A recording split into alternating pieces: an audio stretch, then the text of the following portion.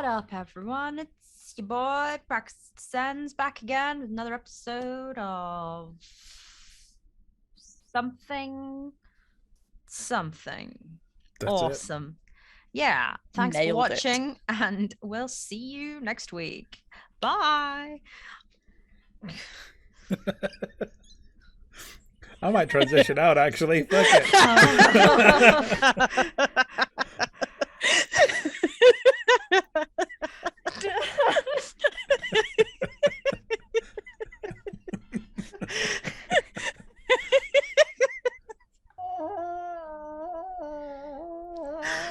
Thank you for signing up for this premium content.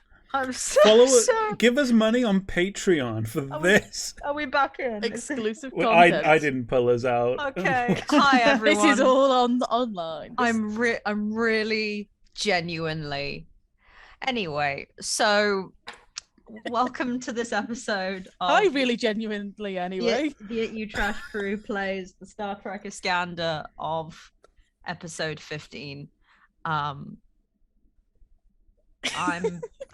me, and I'm here to tell you my brain doesn't work properly, and I need your help to live. Only you can donate £2 a month to help my brain not fall out of my nose. And then you can watch us play Star Trek Iskandar, which is now happening. Please send your donations backwards in time by at least 2 weeks, and then you too can contribute to Izzy's brain. And Izzy's screaming. Your donations make this nonsense possible. I am an indoor cat and I scram. It's uncanny. If you missed previous episodes, don't worry about it. We're in a time loop, so you don't need to know anything that's happened because none of our characters do. And don't forget to just be nice to each other because it's very hard. It's very hard, and no one can You have heard it here first, folks. It's very hard. It is. And Mike and Roomba, change your Zoom name so I don't get confused because I'm very easily confused and I'm not very big and the world is too big and I need help. And on that note, I'm gonna hand you over to our GM for today, Roomba, who's gonna make everything okay again. I feel like you fundamentally misunderstood what my role here is, Izzy. I'm not here to make everything okay again. Like, here, in life, wherever, I'm not here to make things better. But yes, welcome back, folks, to part 1 of episode 50 of Hysteresis. Thank you for joining us for part 1 of Hysteresis 4 weeks ago, I think, at this point. Or was it 4 weeks ago? Who knows? Time is a mystery. Time is a flat circle. Time is an illusion, you fuck. This is a fairly accurate sample of what some of the in-character conversations might be like later. So yes, this isn't actually part 1 of this episode. This is part 3 that we're on now of Hysteresis. The crew of the USS Iskandar are in a time loop situation and are slowly but surely working out why time loop, how time loop, and maybe they're approaching an answer to how do we not time loop. But those fucking bells are going again. Bong. Tuesday night is bells night. Okay. Yes, Kath, we all hear the bells. None of you should be able to hear the bells. We can all hear the bells, Kath. We've always been able to hear the bells. But speaking of time loop and nonsense and bells, I guess, can y'all make me your will checks for how we start off our next loop? Shit. Hey! That's a good noise. Why? Yeah. For fuck's sake. Yes. I was writing these down. Ooh. Ooh. Give me the hot garbage rolls. Probably not enough, though. We'll find out. Based on previous Only I can answer experience. that. Based on previous experience, not enough. Red is good at red. Is he? Is he? No, he's fucking not. He's fucking not good at red. I'm still here though for the time when only Calavelrad remembers what is going on and has no godly idea. I look forward to the dice delivering us that moment. But let's start with Mycicle. What did the boys get? Casey got a 0. Oh no! All these moments will be lost like tears in the rain. Zal was like, hold my beer, and got a -2. Time to die. I'm gonna have a quick that like is hour Zal. and 10 minutes to myself. Well, Kath, what we got? Athan got a 2, Okay. which is a flat nothing on the dice. Yeah, I was about to check. Is that? Reyes, the Reyes got a 4, Okay. +2 on the dice. Not That's what it terrible. is. And Is it- Calavelrad. hang on, am I got- wrong about Reyes's? Did I close the? No, sorry, I might be wrong. I feel like I'm wrong about Reyes's. I feel like Reyes No, has no, three no. for three as No, well, so Reyes that would be only a has 5. 2 for Will. I'm Okay. surprised as Oh well. no, it's because it's Elrad it's Elrad Casey, who's got a really and good will. That's it for Yeah. use that I've got +3s. Elrad's got a really good will score. He rolled a -2. I have a 1. Cool. Is he? What we got? In pretty, I want to say pretty classic terms, Lieutenant Commander Talandra got a +6 because her will is great, and A will's not that great. A will's only 2. yeah, and she rolled a +4. Okay. We're adding the dice, right? Yeah. Yeah. We're And Dr. Akhtiburov got a +1. Good for Burov. Gonna wake up and go, huh, something doesn't Wait. feel right today. Anyway, Let's write down what you actually got on the dice. Just checking. When you say you're adding the dice, you roll 2d6, you subtract 1 from Yeah, the other, cool. then you add the total. just double checking. I rolled a +4. Yep. No. I believe you. I just thought because of brain, I would double check that brain had successfully brained. But no, brain has successfully brained. All is well with the world. Ba-ba-da-ba-da. Okie dokie. Where's my list of things that you get? As you can tell, folks, I have come prepared for this session. But it's fine. No one will remember anything, mate. Or they will remember things. Or they will remember things. I think that at most. Let's think I'm gonna get a lot start on with this. Catherine. Catherine. Don't Catherine me. I'm getting Catherine at work now because Oh, no, it's my I'm work, it's got to sorry. be my work email and everything. So I don't like it. I retract my Catherineing of you and It's okay. apologise profusely for having Catherine you. It's normally was it's getting only my Michael'd. parents Catherine me, but now it's my I got parents at Michael'd work. by a sales call by I'm someone trying to sorry. sell our company stuff. They don't And I Wow. explicitly told my managers not to go with that person because he Michael'd me. But I Michael you all the time. We Michael you. Michael. Mike. Michael. I Michael you too. Michael. Michael. Michael. Wow, is it like the reverse? Is it that your friends call you Michael, but like everyone else Only calls my you Mike? friends call me Michael. Everyone else, it's Mike or M. Calls you M. No one.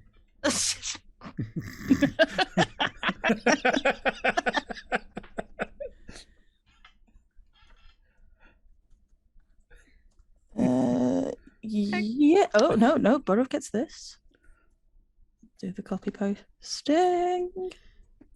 Glasses are so clean now. Look at that. You can see. Wow. I can see right through them. You see right through them. That's stupid. Star Trek's a stupid game.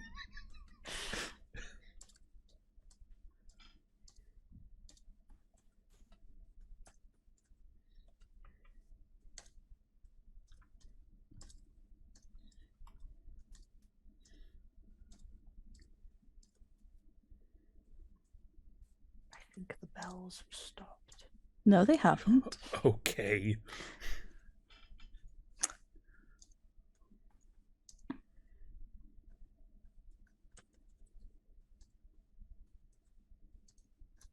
We had something to advertise. I'd be advertising. Patreon.com/ITUCREW. Okay. Give us money. All of So the trash crew have a tier apart from me because we can't work out what funny We did thing we can figure call it my out. tier. Well, what was it? I don't remember. Oh no, Casey and Zol both get Michael trash. Yeah, honestly, I think it's going to be Recycle Michael. Michael. It was Recycle Michael. That's its own story. Yeah, but I think that That's was my what childhood trauma. Yeah, but I think it was that. I think that was the conclusion that you've got to call your tier Recycle Michael, just to trigger you all the time. We're a fun supporting group. Fuck off. right. Whilst I'm still writing up what Talandra gets with that 6, feel free to start. So let me find I will the begin us by saying that Doctor- not yet, because we have the opening spiel. Oh yes. Oh yeah. I'm determined that we start with the opening spiel. It's a lovely day on the USS it's- Iskandar, and you're a It is horrible goose. Stardate date 57394.24, and it's a new day on the Iskandar. The ship is on course for Starbase 328 to pick up scientific supplies to courier to another outpost, and is currently carrying non-urgent medical supplies for the Starbase itself. You are being a glorified postie. The Iskandar is currently cruising past the 31 Cygni system, and you are set to arrive at the Starbase in about 3 days. Everything is fairly quiet. Izzy, go!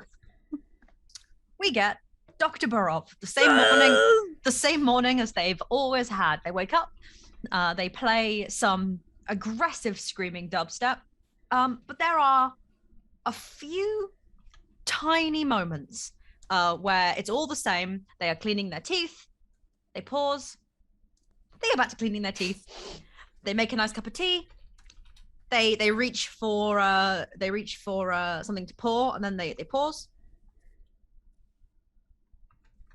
And they go back to what they're doing. They smile, they wave, they say good morning, they round the corner. They've already said good morning to someone before they've even rounded the other corner. And as they walk, they take a second of being like, huh, that was odd. And then likely, depending on whoever else is existing that morning, depending on the drama, they will pass them. They will look kind of gently perplexed for a moment. And the camera lingers on them for a few seconds, as if it's like, is Burov about? And then they just go, and then they walk into sickbay. Amazing. Yes, Arcady has just reached the stage of mild deja vu. Finally. I mean, to be fair, they're not the last, because Zal is still here. Yeah, somewhere. Captain Beefcakes is going to figure something happened out in 2 weeks' time. Zal's gonna run in the after credit scene and go, time loop. His will isn't that bad, even, is it? I don't think It's the a 2. greatest. The only Burov doesn't have at least a 2. Oh wow. Also, He's Zal's just- been on the deja vu train before. Yeah, I think but it didn't matter. he's done minor deja vu, but then didn't get involved in the plot. So everyone was a little bit too polite. Athan is back on her walking, her standing, her treadmill desk. That was it. That's where where she's yes. at. She's having an extra coffee morning, and if there was any point of possible reference, which any of them had, it would seem as if like the captain is grumpier than she was at least the first time this ran through. But aside from, coming into the bridge, having a bit of a glare, and then going to her ready room to work on the treadmill desk, because that makes it feel as if she's going somewhere in life, then that is it. Whether or not how much, if Athan remembers something, she sure isn't fucking doing anything about it. So one could assume that she definitely isn't remembering enough to take action. One could assume that. One could assume that, or she's just a bad captain. Or maybe she's just gone, you know what? Fuck We're 'em having all. a loop off. We're just having a Fuck this noise.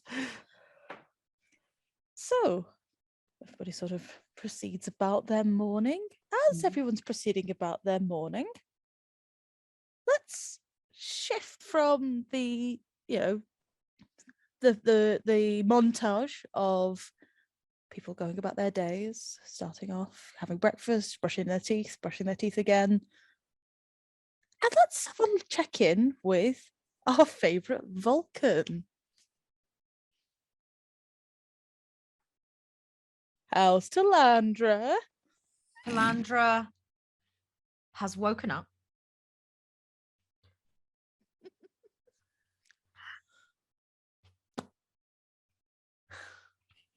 Oh no. Has begun to basically shorthand type out, I guess, some absolute like bare bones notes as they are like thundering down the corridor. Like it's a light jog to get to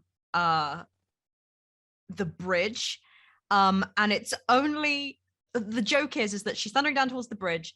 The Captain Athan will get a ping. Is she in her she's in her ready room? Yeah. Gets a ping just saying, Captain, I would appreciate having a quick urgent meeting with you. I'm in my ready room. Come on up. She was outside she sent the message as she was running up towards her door.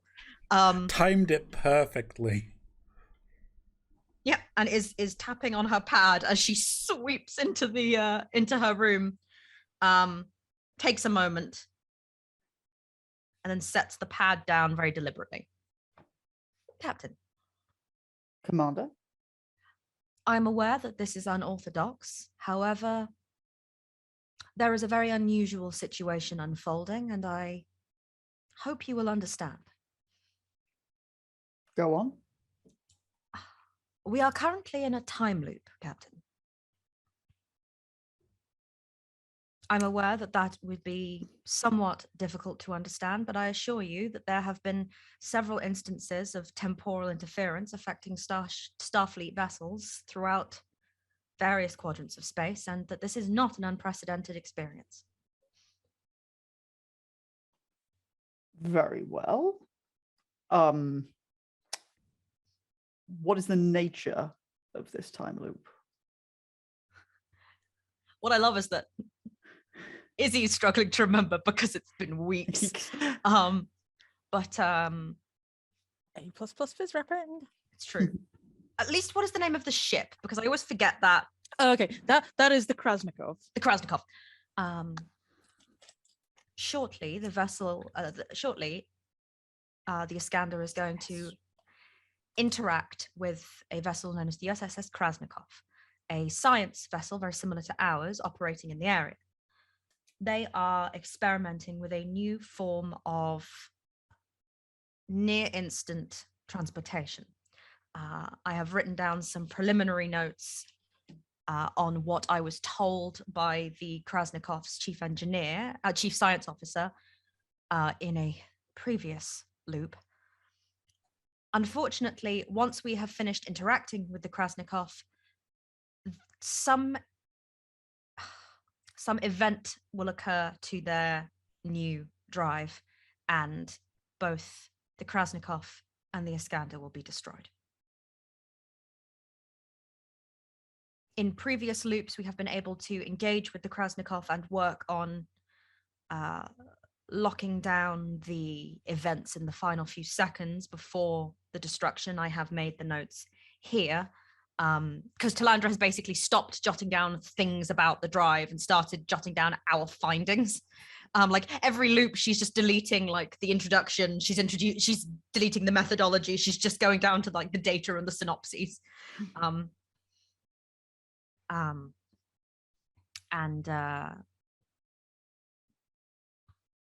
We were getting close to finding a solution last time, but we ran out of time.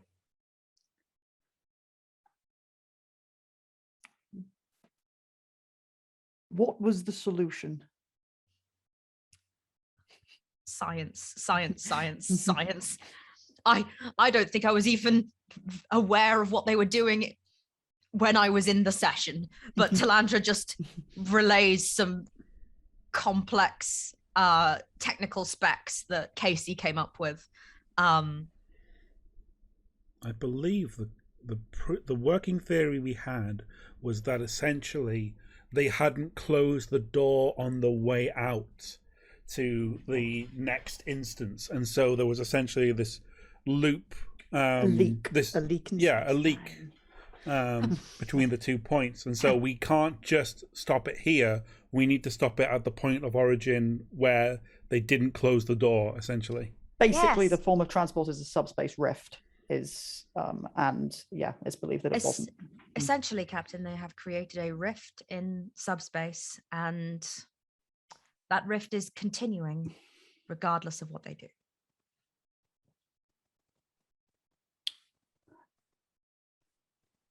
I don't suppose you have enough information to suggest what we should scan for. Do I?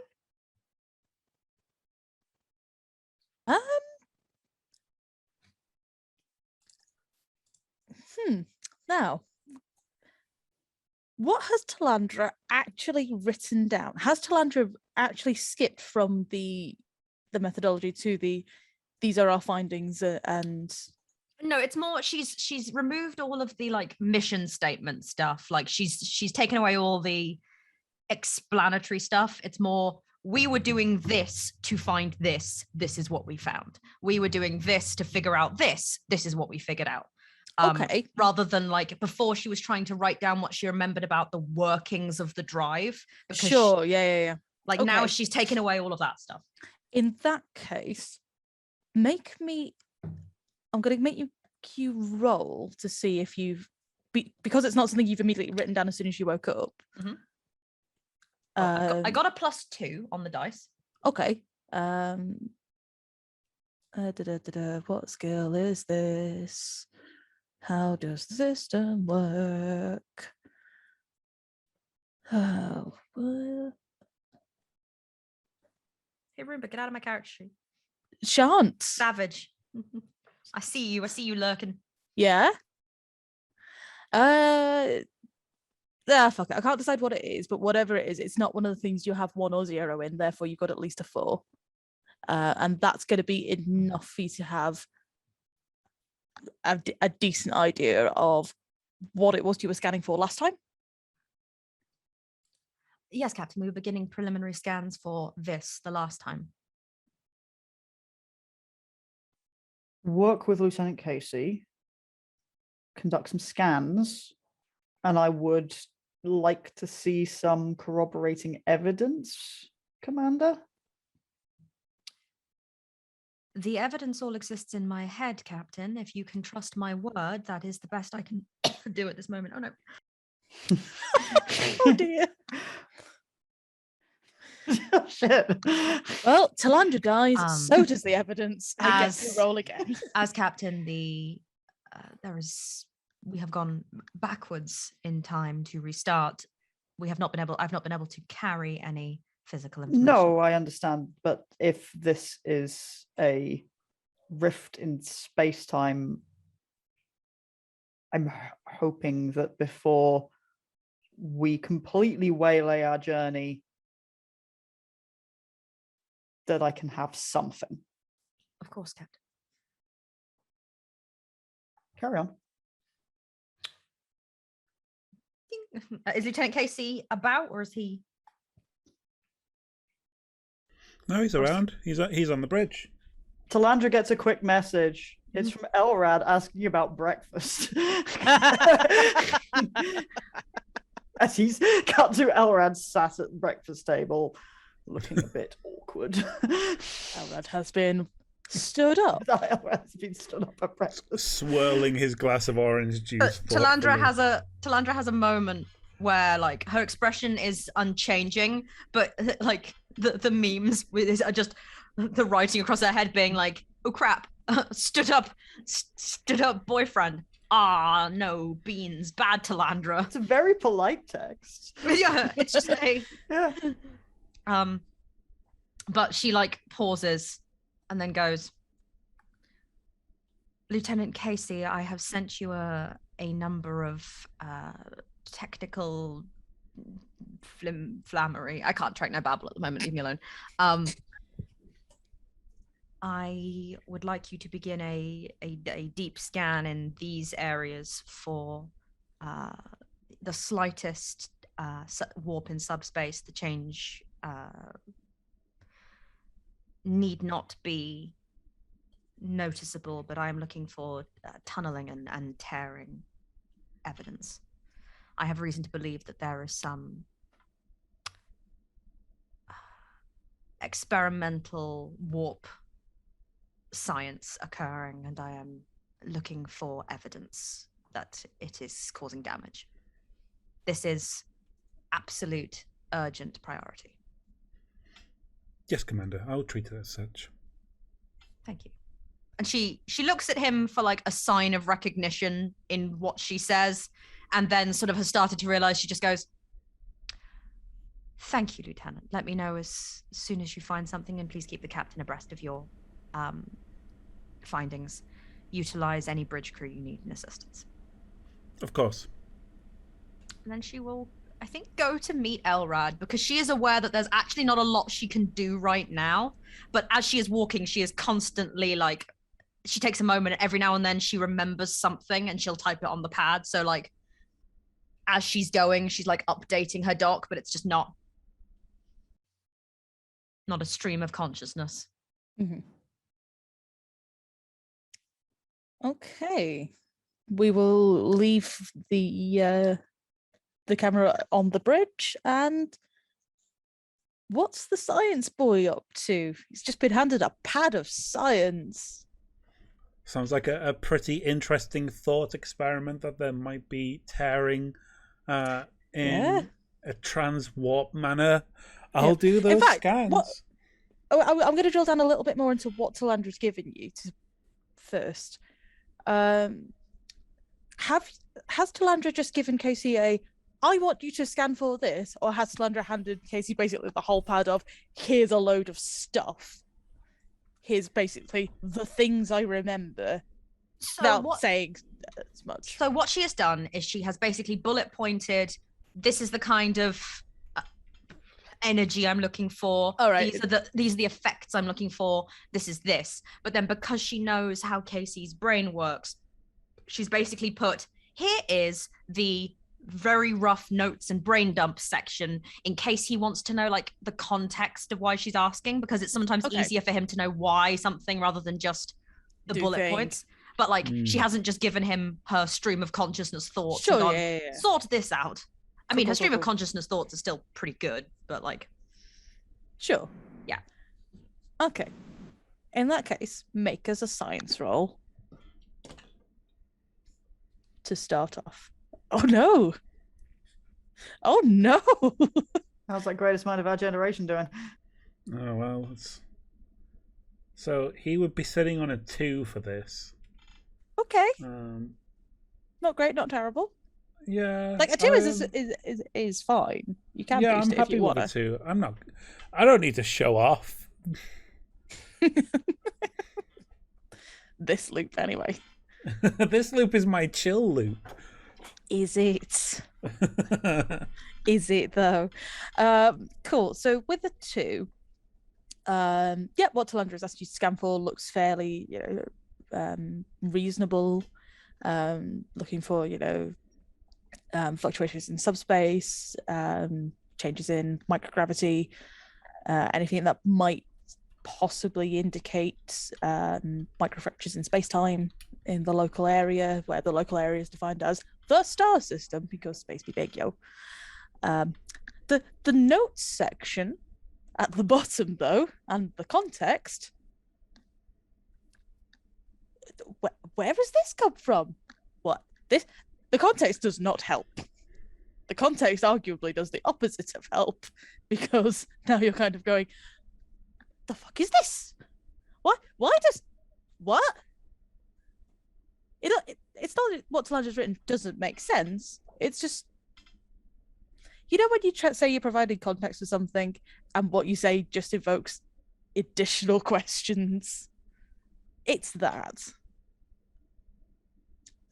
Providing the context has given you more questions than you would have had Talandra just sent you the please scan for this. Be a good boy. It's like it might be ruminations hypothetically on like how the Krasnikov's drive works, but with zero fucking reference points. Exactly that. Kind of. Exactly that. Or at least you don't have the reference points. Exactly that. Okay. So give me an object for the do a scan. Unless you're going to immediately react to this, I should let you react to things before you make that. No. I think that can be very much encapsulated in like it's the difference between do the scan, look at the pad, frown at the pad, bring the pad closer to the eyes, pivot the pad as if the words might rejumble, recoil from the pad, slightly more urgent booping, and then we do the ops. And then Jesus fucking Christ! How did the boop do? It's okay. I saw the -6 first, and then I saw the +6, which is a flat 0. So it's a 2. I got 2 on my ops. He is base level competent. Well done. The ship doesn't immediately explode. Let's just get out of this loop, shall we? Let's try and get one where Than knows a bit more.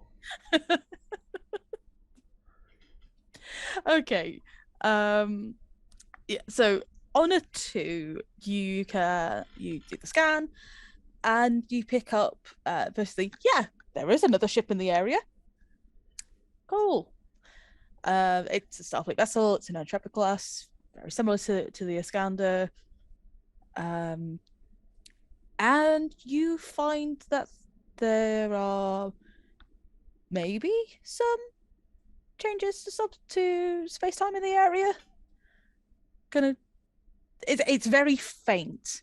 You're not quite sure if it's just noise in the data or if it is actually relevant, useful data. Hard to tell. But certainly, there's enough there to make you go, With that as kind of its state, is that kind of the conclusion of the things I would be searching for, or is that kind of okay, I've got a sample, time to start honing down on some data and seeing what more we can read? More the latter. If you fine. want, with that kind of base level competency. Rather than with skiddery, it's going to take you a bit longer to kind of get to a point where you can go, okay, no, this does definitely match what Talandra has said that she would expect me to see. I have been, but there's maybe something here. Let's investigate further. I have been instructed to make this my priority and also to utilize any bridge officers that I need. I guess that's...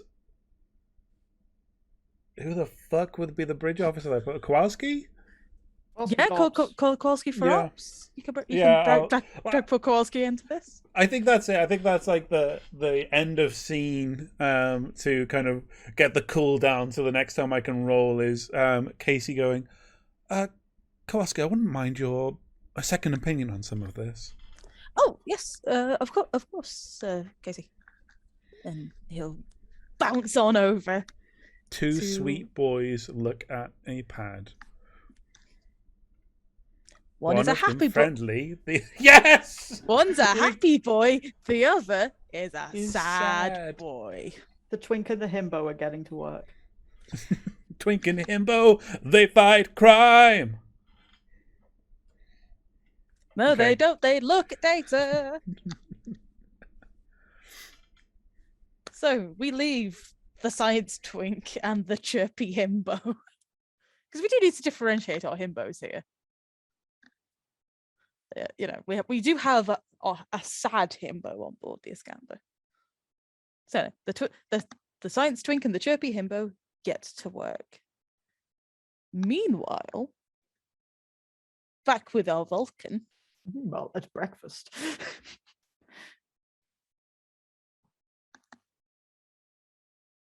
She will walk into the officer's mess. And again, she doesn't look super different, but like her face is like very, very, very gently downcast, and she sets the pad down again on the table very deliberately. She's a lot more present than she has been in previous loops. And she will sit opposite him and look sort of pensive.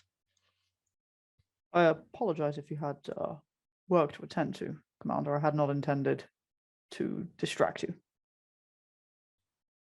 It was not a distraction, Mr. Elrod. I have had a lot on my mind, and it slipped it. I apologize. It's quite all right. You're the first officer of a starship that includes considerable amounts of responsibility, and it is only breakfast. Nevertheless, I very much value the time that we are able to spend together. It is a particular high point of my week. I feel the same. Is anything amiss? Yes, quite so. I suppose that based on your response, you don't think anything is amiss.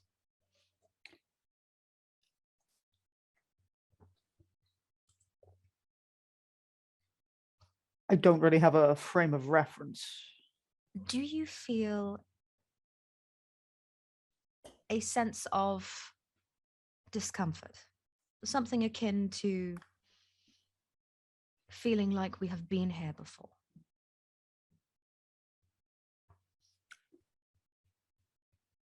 I suppose I woke a little out of sorts, but I assumed nothing some red leaf tea would not be able to resolve. Whilst not an unreasonable supposition, unfortunately, I believe the ship is being affected by temporal rifts in subspace. Temporal rifts. Yes. So you are suggesting not only that one might feel like one has experienced something before, but one actually has. Then she dies. That is indeed a hypothesis I am working with. Are others of the crew feeling this? She doesn't say, not this time. Not as far as I have been able to ascertain. However, I have, to my recollection, I have set Lieutenant Casey to scan for certain details that are in my recollection in order to gather more data that I might take it to the captain and we can make a plan going forward.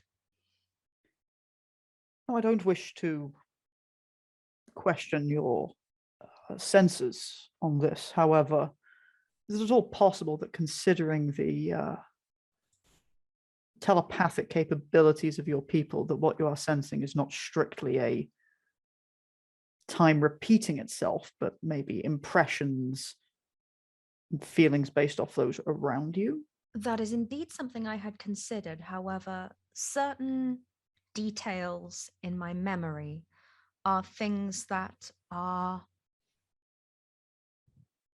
beyond classified. I believe they are things that are not even known to Captain Athan. and it would be unreasonable to expect any aboard this ship to have such knowledge.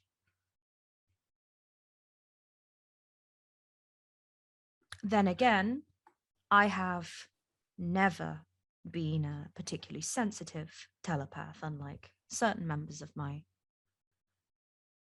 civilization. Do you know what book I was about to suggest to you this morning?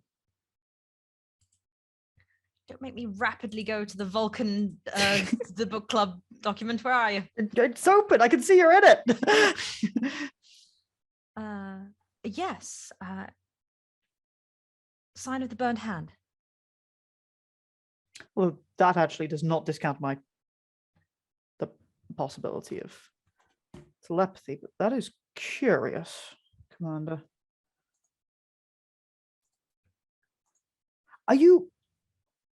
Have you considered, I understand that for you this... Ensign Singh is about to drop her tea. Does that happen? No, it doesn't. Oh no! However, you've been here a while, haven't you, Elrod, waiting for time? Not like a hugely long one. Yeah, it's not the same time, is it? No, it's not. So Ensign Singh is not about to drop her tea. Ensign Singh is at the replicator getting tea, but this is Ensign Singh getting her second cup of tea, having already dropped her first. I think what happens is that Talandra looks, she leaves with her tea. Talandra looks back at Elrod, recognizes his expression, and then goes, I am considerably late this morning, aren't I? Hang on, I'm just gonna have a quick... He doesn't remember shit if she dropped her tea or not. Like, he didn't fucking note. Like... Sorry, he rolled a -2 on the dice, and whatever that is, that's not going to remember some rando dropping tea or not. Fair, fine. GM yourself. It seemed fair. Yeah, no, it does. Like, you come to the same how... conclusion I would, but fine. God, that's gut-wrenching. God. Talandra. I am late this morning. I understand. Very least, however, Commander, is there anything immediate that you need to do in response to this? And I'm assuming the answer is not if you made time to come and have breakfast with me.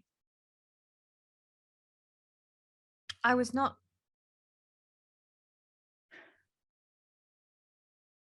Might you indulge me with a visit to sickbay? At the very least, Commander, if you are experiencing, and you specifically are experiencing a repeat in time, it is entirely possible that that still also has some biological side effects.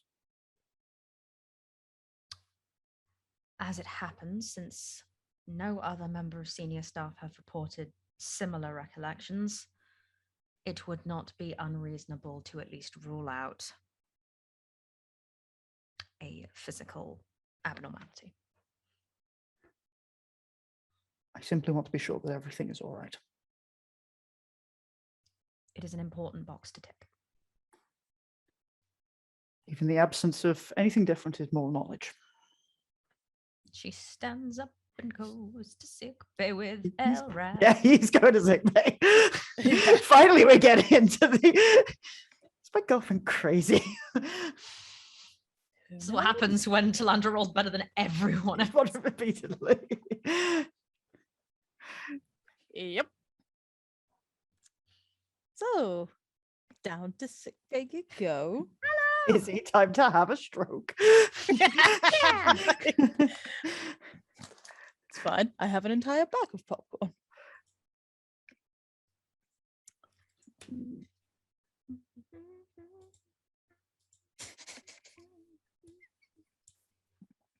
Oh, you're still the GM. You're still going to set the scene. Oh, fine. Sometimes we'll GM ourselves, sometimes we won't. I need my GM, unlike some people. The lone wolf. I don't think that's the sick burn. You're like it. Just gonna make up my own shit. It's also not the sick burn you think. I wasn't trying to burn Kath. I was trying to call her inconsiderate. Yeah. That feels kind of burny. Oh, I'm sorry. It's a I little didn't, birdie. I didn't But mean it. I'm sorry. I conveniently- didn't mean it. I'll take it back. Conveniently, Wow. you're in Is sick that what it's bay, like so when it's someone fine. apologizes for ribbing? Wow, never seen it happen. Oh, people apologise for that. Yeah. If you care about the Oh. people, you apologize. Well, We go to sick bay. you we go to walk in- sick bay for that sick burn. So yes, Elrad and Talandra will go down into sick bay. Sick bay is pretty quiet. There's not a huge amount happening in there. Just kind of usual minor things in there. Borov is tootling around in their office, kind of doing the usual kind of start of the day sort of things. Start of the shift. It's not quite full chirpy. Not quite full chirpy dubstep mode, but Good morning, good morning, good morning. Good morning. Hello, Mr. Morning. Elrad. Good morning, Look, Doctor. Commander Talandra. Lovely to see you. What can I do for you? He just looks slightly pointedly at Talandra. Dr. Borov, I require you to scan my brain. Oh, that seems pretty drastic. Normally we just start with a light analgesic and a cup of tea, but not because I am in any way suffering, Doctor, but because Mr. Elrad and I would share some concerns about my telepathic capabilities and whether they are affecting my recollection of certain events.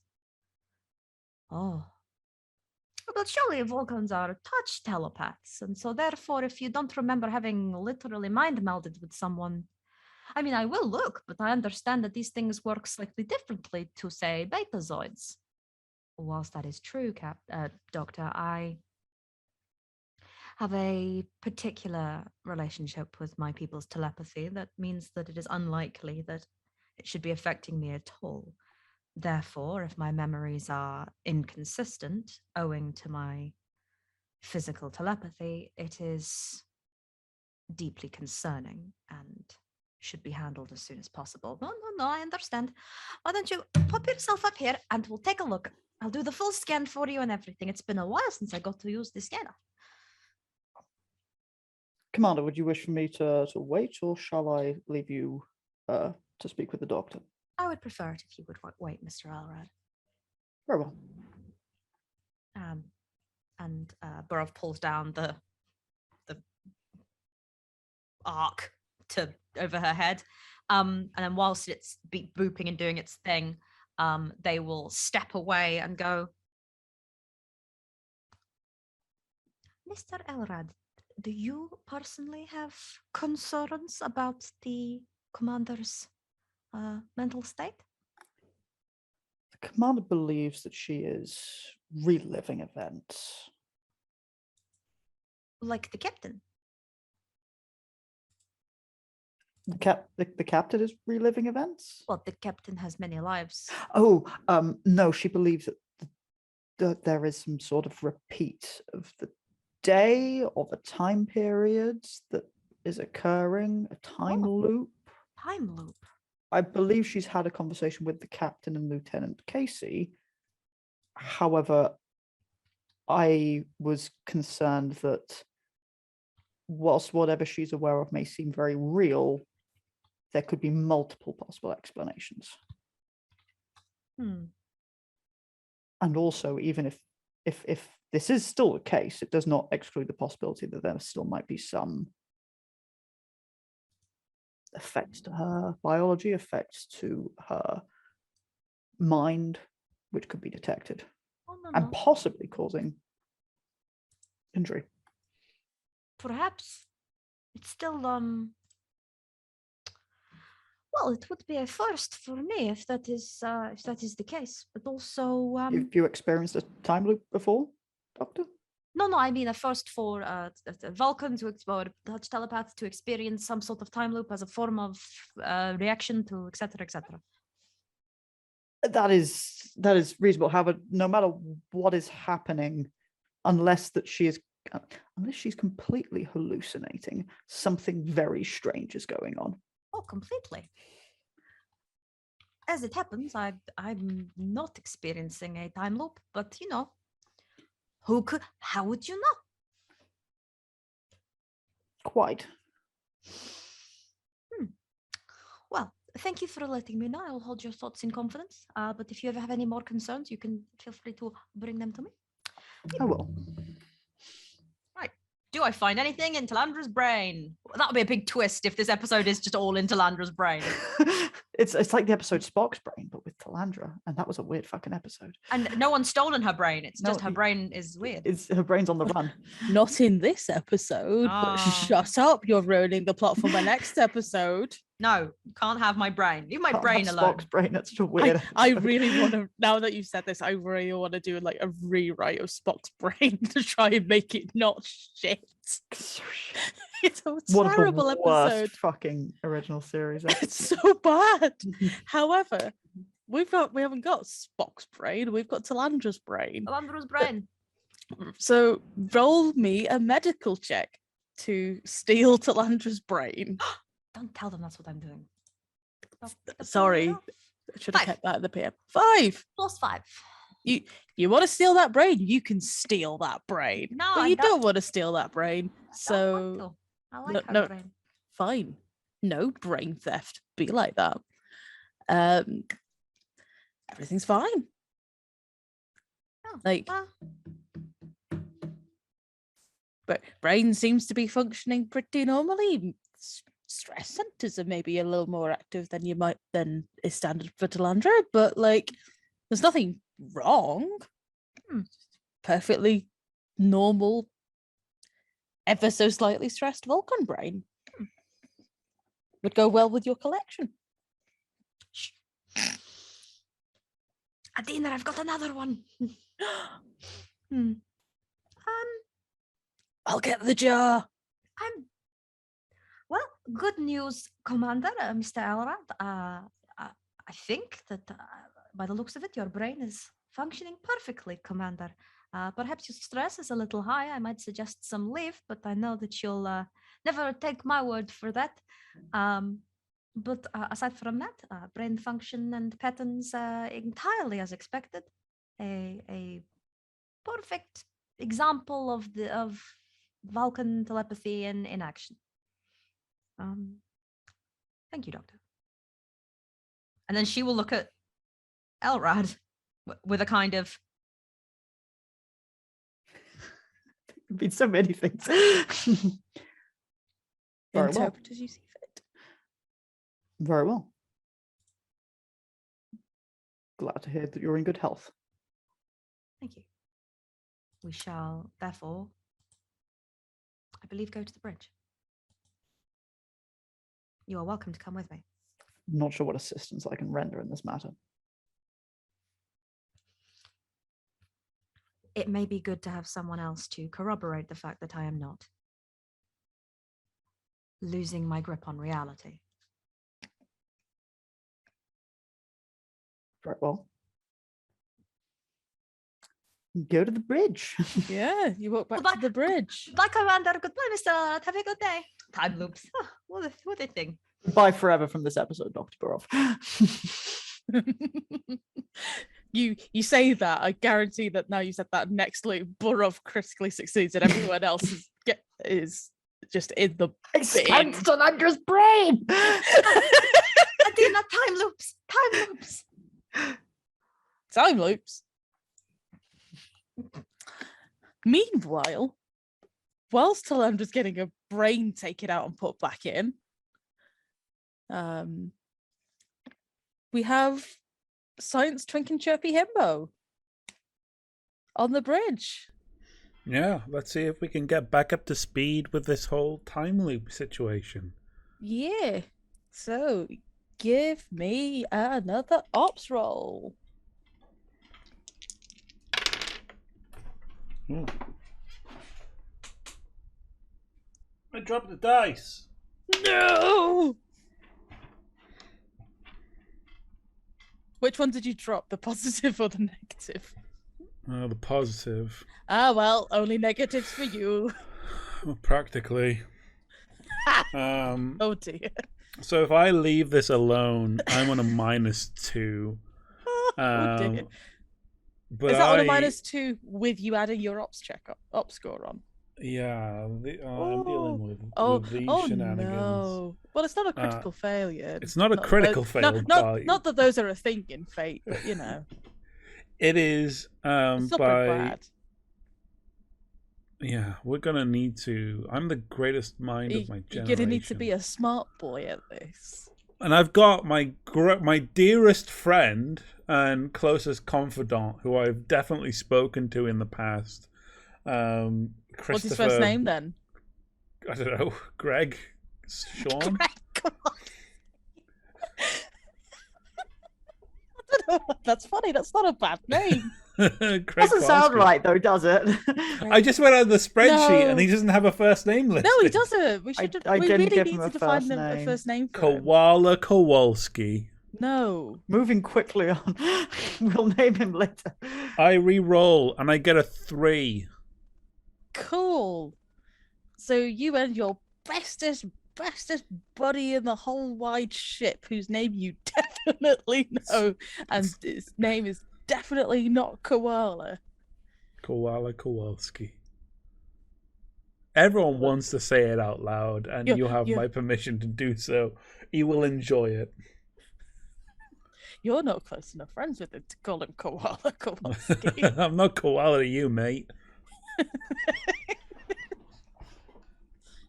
But yes, with that +3 and your best buddy by your side, you can in fact confirm that these fluctuations in subspace, these changes in microgravity, and these tiny microscopic fractures in space-time are not in fact noise in the data, and are definitely there, definitely around this ship, that Kowalski will confirm is in fact the USS Krasnikov. The moment we've got that final tick box checked of Talandra's thesis given physical form, that is being fired right to Vulcan Mom by electronic mail, or I think more likely, given the setting, I'll hand the pad to her whenever I next see her. Are you just telling Vulcan Mom? You passing it to the captain yet, or is it getting run by Vulcan Mom first? No, I'm not passing that to the captain because I've only just come about this. This is radical, but Talandra knows. Cool.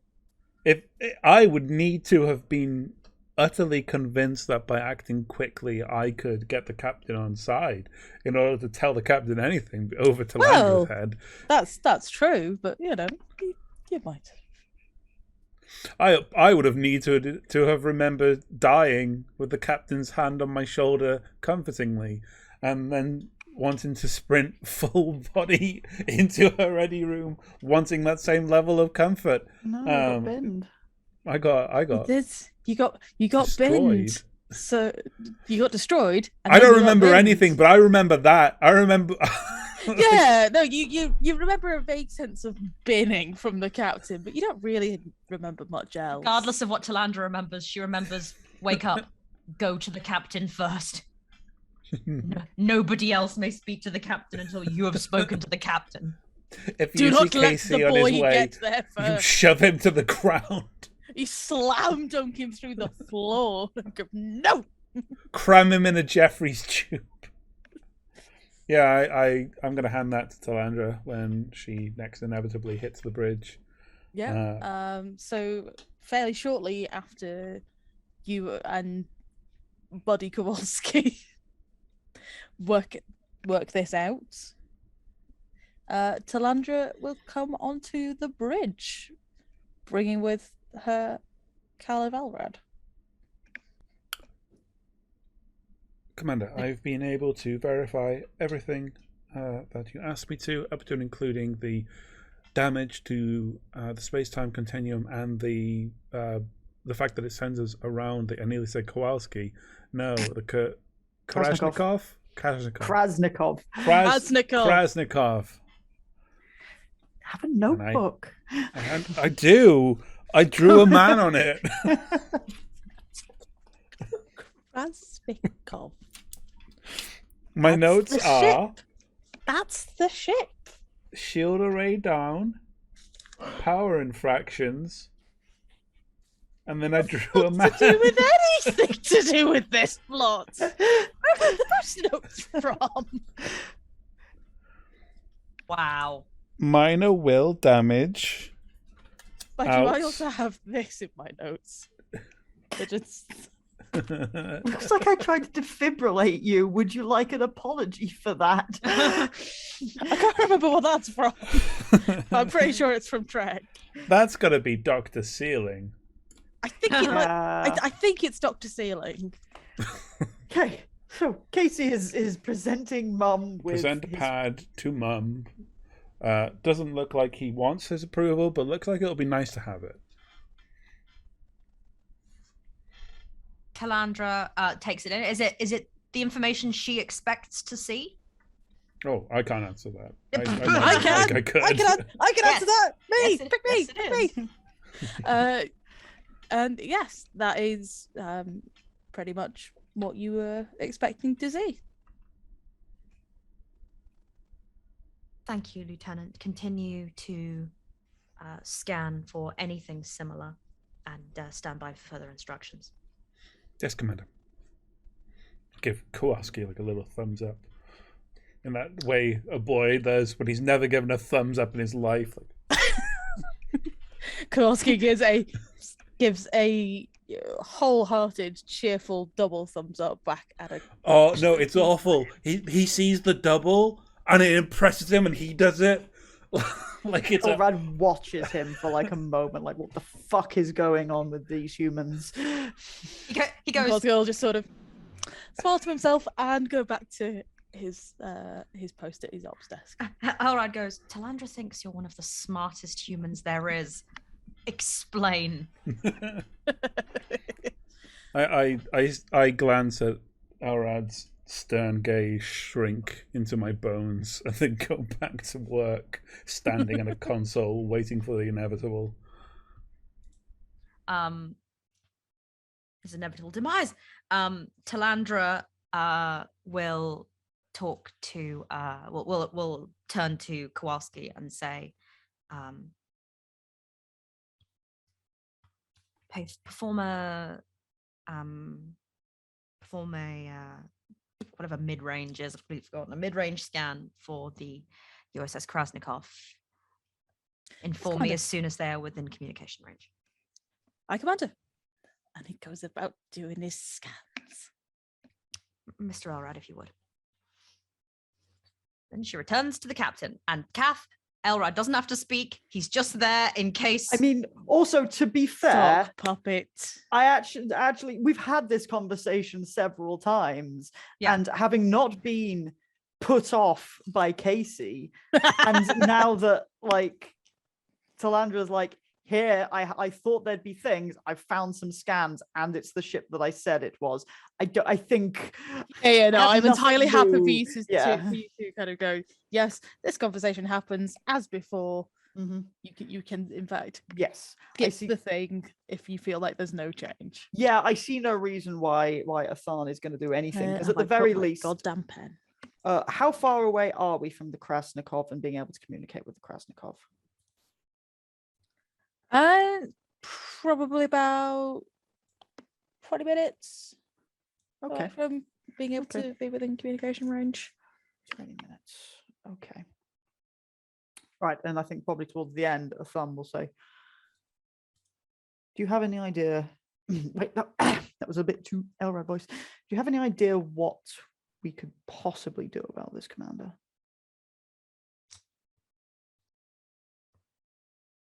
I believe the plan as it last stood, everyone, was that we were tracking the last activation point back to that place and then closing it from that end back. We just couldn't get there in time because... Or modify the ship in time. Talandra will effectively sketch out a very loose, not, she hasn't got the perfect coordinates in her brain, but like it was believed, Captain, that the instance of a temporal interference began roughly here. In previous loops, we were unable to get there in the time that we had, and once there, Lieutenant Casey and Lieutenant Reyes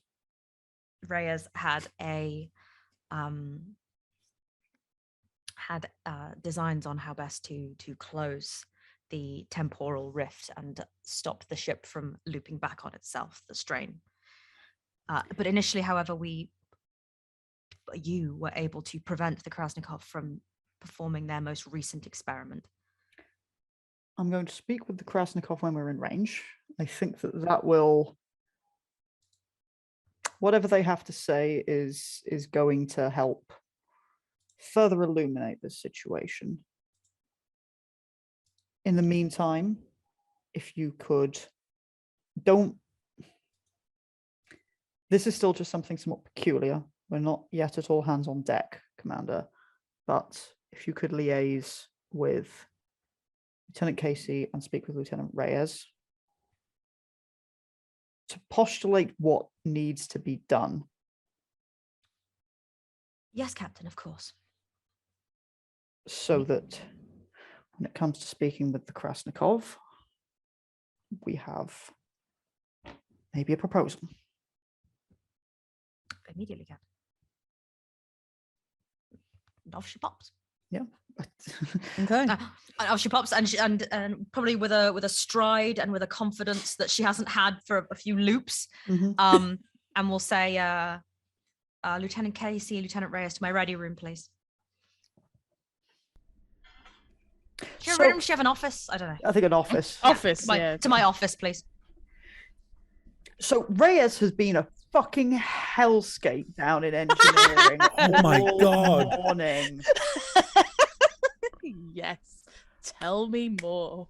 So Reyes comes in first thing and is like, there's something weird about the warp core. We're running a diagnosis on it. We're double checking everything. Right, fucking get to it. I want everything checked. I want to make sure that the antimatter injector levels are fine. I want to make sure that our plasma flow is fine. I want to make sure that our warp field calibrations are fine. There's something wrong with the warp field calibration, Strange. So I want you checking and double checking that. And then I'm going to check your numbers until or unless we find something is off. Yes, Chief. Go. Of these scarpers to go and get to it. He comes back with nothing wrong with the warp core. She loves that. Everything, as far as Strange and anybody else that you put on doing the diagnostics, comes back fine. Guess I'll do it. Double check our calibrations myself. And Reyes has had a morning obsessing about the warp field calibrations because there's something wrong with like the warp field and what that's doing to the Intrepid class's warp core, right? That's every diagnostic you do, every console you look at, every sound the warp core is making, it's fine. She's maybe just starting to be like,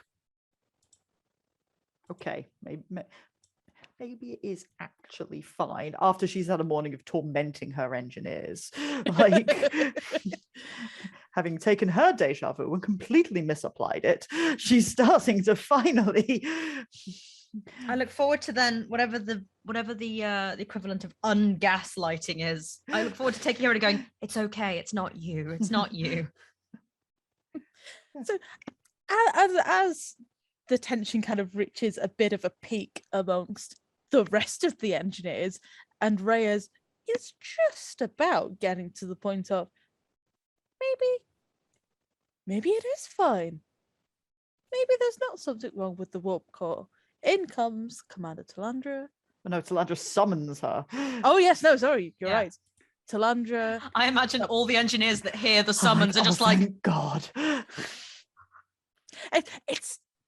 It's a mixed reaction. On the one hand, yes, there is that sigh of relief that Reyes is going to be dragged somewhere else for a moment. But then there's also that tension of, oh no, what now? All right. I'm going to go see the XO. Carry on. They don't actually, none of the engineers are in the room actually say anything. There's just a mute nod and back to work they go. Reyes heads for the XO's office. and I guess Casey has come from the bridge. So Talandra and Casey, she's had Casey on representing his data slightly more visually. And then she has been sort of wordlessly actively racking her brains for more of the location-based stuff that she was working on. And like Casey might have thrown her a few quizzical looks, but she's just said, I'm going to explain when Lieutenant Reyes gets here. Just indulge me on this. I've prepped like the LCAR screen backdrop that we're all going to be gesturing to this scene. You've where made your you've got, like, PowerPoint presentation. Yeah. We've got the Cylon view of the ship, and then like a little dotty trail, and then point of origin. Reyes will arrive. Commander? Lieutenant? I don't suppose there is a chance that today you have been affected by a feeling of intense deja vu. Go on. The ever so slight Vulcan smirk is clearly one of like, it's so mild, but it's just absolute relief. I am here to tell you, Lieutenant, that we have experienced this day before. Oh, what? I am afraid that we and the ship are being affected by temporal rifts in the area. Shit, I didn't find anything wrong with the warp field fluctuations. What is our warp core doing? Something about causing a subspace. There's a subspace rift, isn't there? Yes, but not here. No. As it happens, Lieutenant, the ship is all right for now, but should this rift become worse, as it has done previously, then our ship and another Starfleet vessel in the area will be completely destroyed. Yeah, the warp core is going to breach. Yes, it has done several times. Right. Why? Talandra will break down. Actually, Talandra will break down the information's a lot more technically than she would do for like any other collection of officers, and she instead goes straight into talking about the Krasnikovs' warp core and their experimental drive, and like she basically goes, "There's a ship. They're doing experimental science anyway," and knowing that these are the two officers that would go, "Yep." Because Reyes goes, I'm having deja vu, and Casey goes, I would trust Vulcan Mom with my life, and she's saying it, and it's true. Reyes will like occasionally be, oh, and it's the thing, but like intermittently, like finishing the summaries. Talandra's aim with this is to get Casey as up to speed as possible, get Reyes's brain memory working as quickly as possible, and get to the point where she's going, and you two were doing this with this information, because Talandra is a Vulcan and she's an engineer and a scientist in her, you know, she knows the stuff, but she is not a good enough scientist or engineer to do what they did. So she's just trying to like get them to the point where she can like wind them up and let them go. Right, we're going to need to modify the deflector array to be able to create a laser focused warp field. That's going to be what's necessary, and that'll be able to focus it.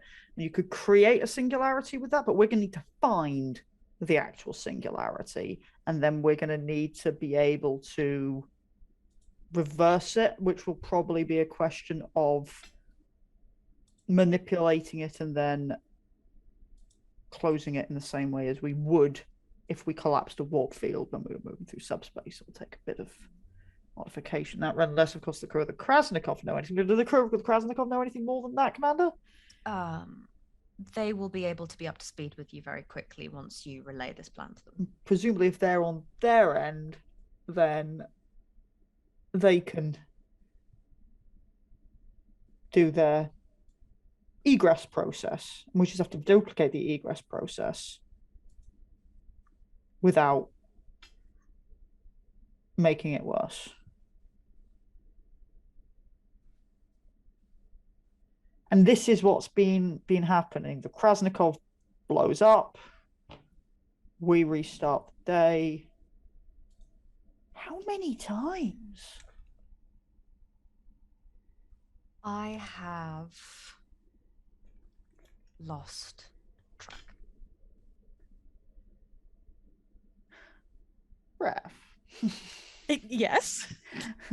Reyes is going to sit there and think, like, as now we are entering into, like, warp field mechanics. Mm-hmm. What are the sort of things that could happen if this, obviously this is repeated infinite times and never, but like, Mm-hmm. if this loop does continue, Yes. what are the possible, like, bad case scenarios in short and long term?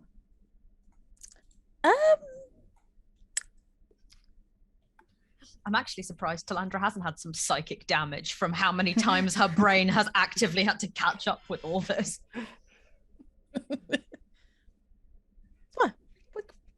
That'll come. Don't worry. Fear not. Oh, thanks. Shouldn't have said anything, really, should you? But never mind. No, Fair I enough. accept it. I accept my punishments.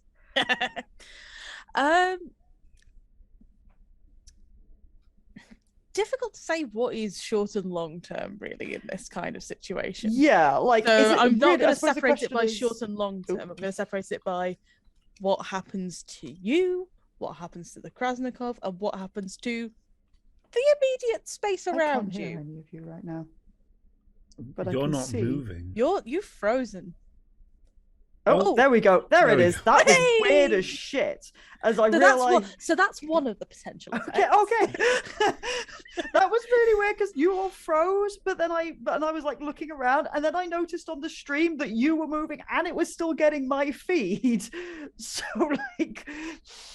So yeah, so one of the potential consequences is that the feed just shits itself, Okay. and everything goes extremely weird in real life. Yeah. Okay. You're powerful.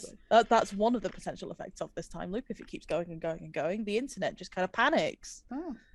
I I guess the two things are: will space time in this entire area collapse, and what kind of weird shit's going to happen to us before that happens? So, weird shit that could happen to you lot.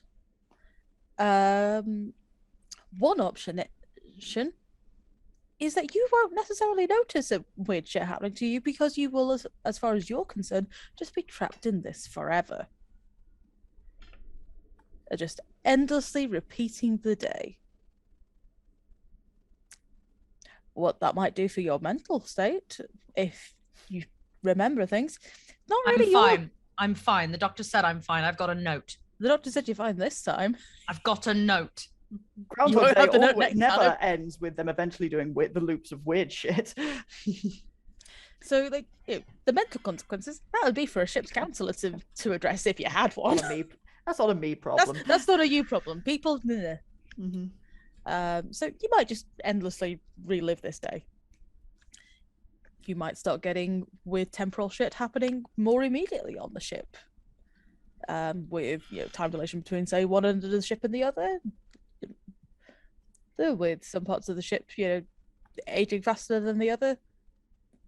depends how the cracks in space-time develop, and what bits of the cracks in space-time the Iskandar may or may not get caught in. Weird time shit. Weird time shit. Weird time shit. As for the immediate area, might just all collapse into a big old black hole. Yeah. Yeah. You might end up with a wormhole between where the Krasnikov was and where it was going to, if the wormhole decides that it's just going to rip itself open instead. But that's not going to be a fun wormhole. No, that's the bad kind of wormhole. That's the bad wormhole. This isn't a nice, friendly DS9 There's a whole wormhole. lot of energy going on if that happens. Oh yeah, there is. Oh yeah, there is. Think supernova. Yeah. It's like a supernova, but through subspace, which means it's not limited by the speed of light, for instance. Correct. That is one of the worst case options. There's not really much worse than that worst case option. Is big old supernova not slowed down by regular physics. So, if we can't get this done, then hypothetically, the situation is going to exacerbate with higher, greater and greater tensions upon subspace. And it's possible that the rift is just going to rip itself permanently open into a wormhole. But such a burst of energy is going to cause a subspace shockwave, which would be devastating across potentially up to 2 light years. More than that. Stick another 0 on that. 20 light years, which would kill billions. Fuck. Yes. And there's no way of telling if we've been doing this for 100 years. Having been asked this question by Reyes, and while they've moved on from conversational advanced science engineering to advanced science engineering, Talandra is having a moment where she has, I imagine, since indicated a little bit of the passage of time, they've gotten like coffee or something, and they're talking and actively doing things. Talandra has her coffee in her hands and is sort of gently dissociating, where she tries to remember how many it's been and she just can't, and she's just clearly a little peeved by that. Yeah, you cannot recall exactly how many times this has been. Sometimes you think you get close to a number, but then you kind of go, oh, but no, that must have happened in a different loop, so that must be another loop, and then you've lost track again. Because her goal this time was to be emotionally stable, she started making a few notes to try and chart them, and then she basically does about 20 minutes of that, and then has a very self-aware moment of like, no, Talandra, that's mental, stop doing that. Then she'll just, the camera can see her just sweeping her notes away, and she just puts them away, and she's not doing that, because that's a rabbit hole that doesn't help her or anyone, and she just goes, okay, I can't remember. A rabbit hole was several episodes ago anyway.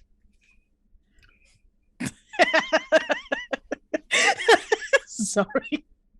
But yeah, okay, if this has been about 20 minutes of Talandra just quietly dissociating in the corner, and Casey and Reyes working on, what are Casey and Reyes working on actually? Like, aside from catastrophizing about how many star systems this might destroy?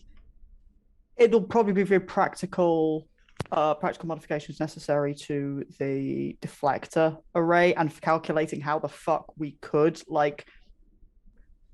direct our focused warp fields to actually be able to manipulate a rift in subspace.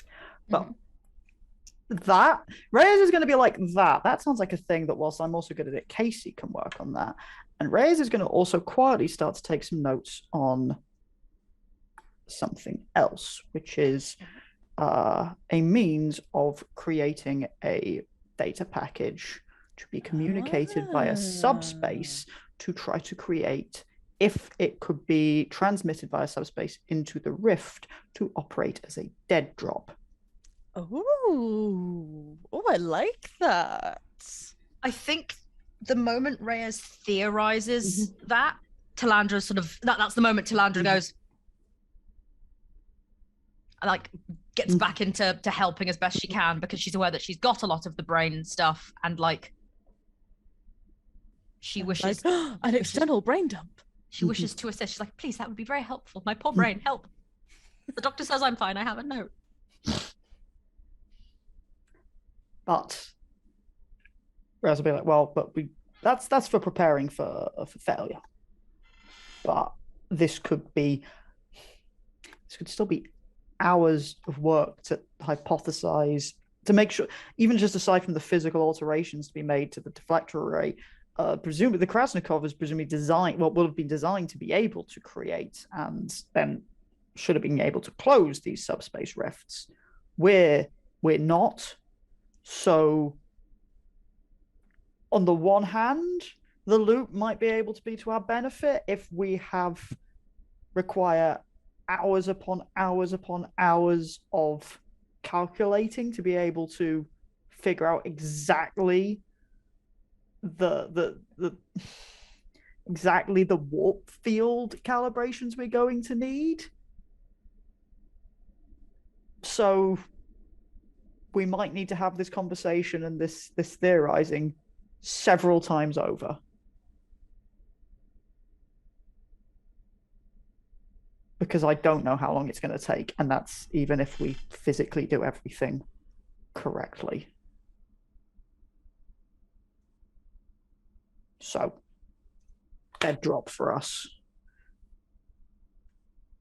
No guarantee it would bounce back out, or it would bounce back out in a complete form, or it would be something which we'd listen to.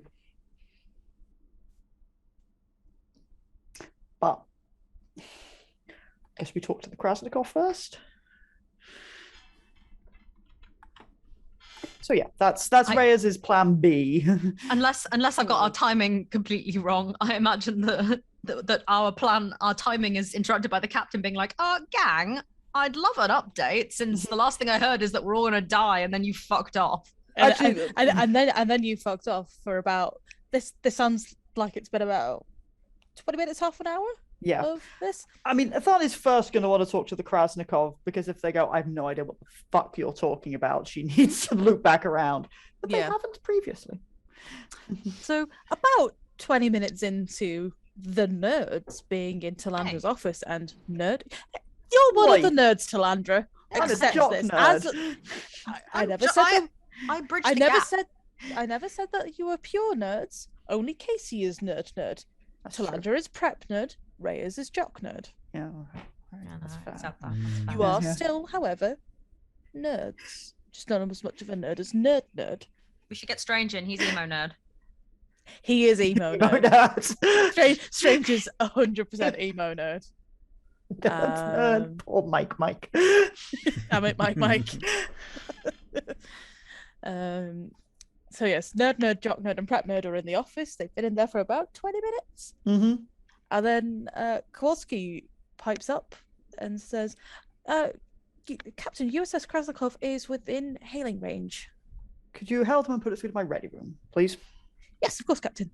Sam will go and have this conversation in private in case, In case it's chaos. In case everyone's fucking mental. Your first officer is mental, have her killed. Okay, whoa. She's mental and she's absorbing classified data. I feel those things are too mutually exclusive there, but... So, yes, Athan will have a conversation with Captain Dineman? Meredith Dineman. I'm going to rewrite that name to be more legible. I can give you how I've spelt it, if that Doesn't helps. matter. It doesn't, no. But, if you want that info, it's there. I don't think this is how it's spelled, but it means I'll pronounce it properly. That's the important thing. Yes. Assam will have the conversation with Captain Dineman with probably the usual levels of trepidation of, are are you doing some weird experiments with new FTL technology? Yeah. So we know because we've lived this before, and I have some nerds who are looking into this. And Birds, you say? some nerds, but one of them's Vulcan, so Oh. she's not normally full of shit. That is true. Vulcans are not normally full of shit. Yeah, if it was my nerd, I'd be suspicious, but it's my prep nerd. I feel you. I'd be suspicious if it was my nerd as well. But we might all die, so don't like death. Something about a subspace rift hasn't been closed properly behind you. How convincing are you trying? Like, once Diamond gives the if you want me to do it, I can do it. But once Diamond has basically gone, yeah, we are doing some experiments with that. How would you know? Athan's like, okay, this is real. This is that is the point at which Athan will always commit. To kind of go, okay, yes. this is happening. We've been here before. Oh shit, we're all gonna die. Talandra's predicted stuff accurately, and we've detected weird shit on sensors. So, like, yeah, that's enough for Athan to be like, we've got to take this shit seriously. Plus, I'm very bored. Athan goes, oh, thank God, something exciting is happening. Yeah. Okay, so what's the kind of approach for how you're trying to convince? Like, are you like sending the Krasnikov data, or say you're going to once you've got it off your nerd? She'll send some of the initial data, and if Captain Diamond is at all apprehensive, she'll say, I can get my XO up here to further explain, if you would like. No, I think this will do as a starting point. I'll get Commander Aris to have a look at this first and see if this matches up with anything she's expecting.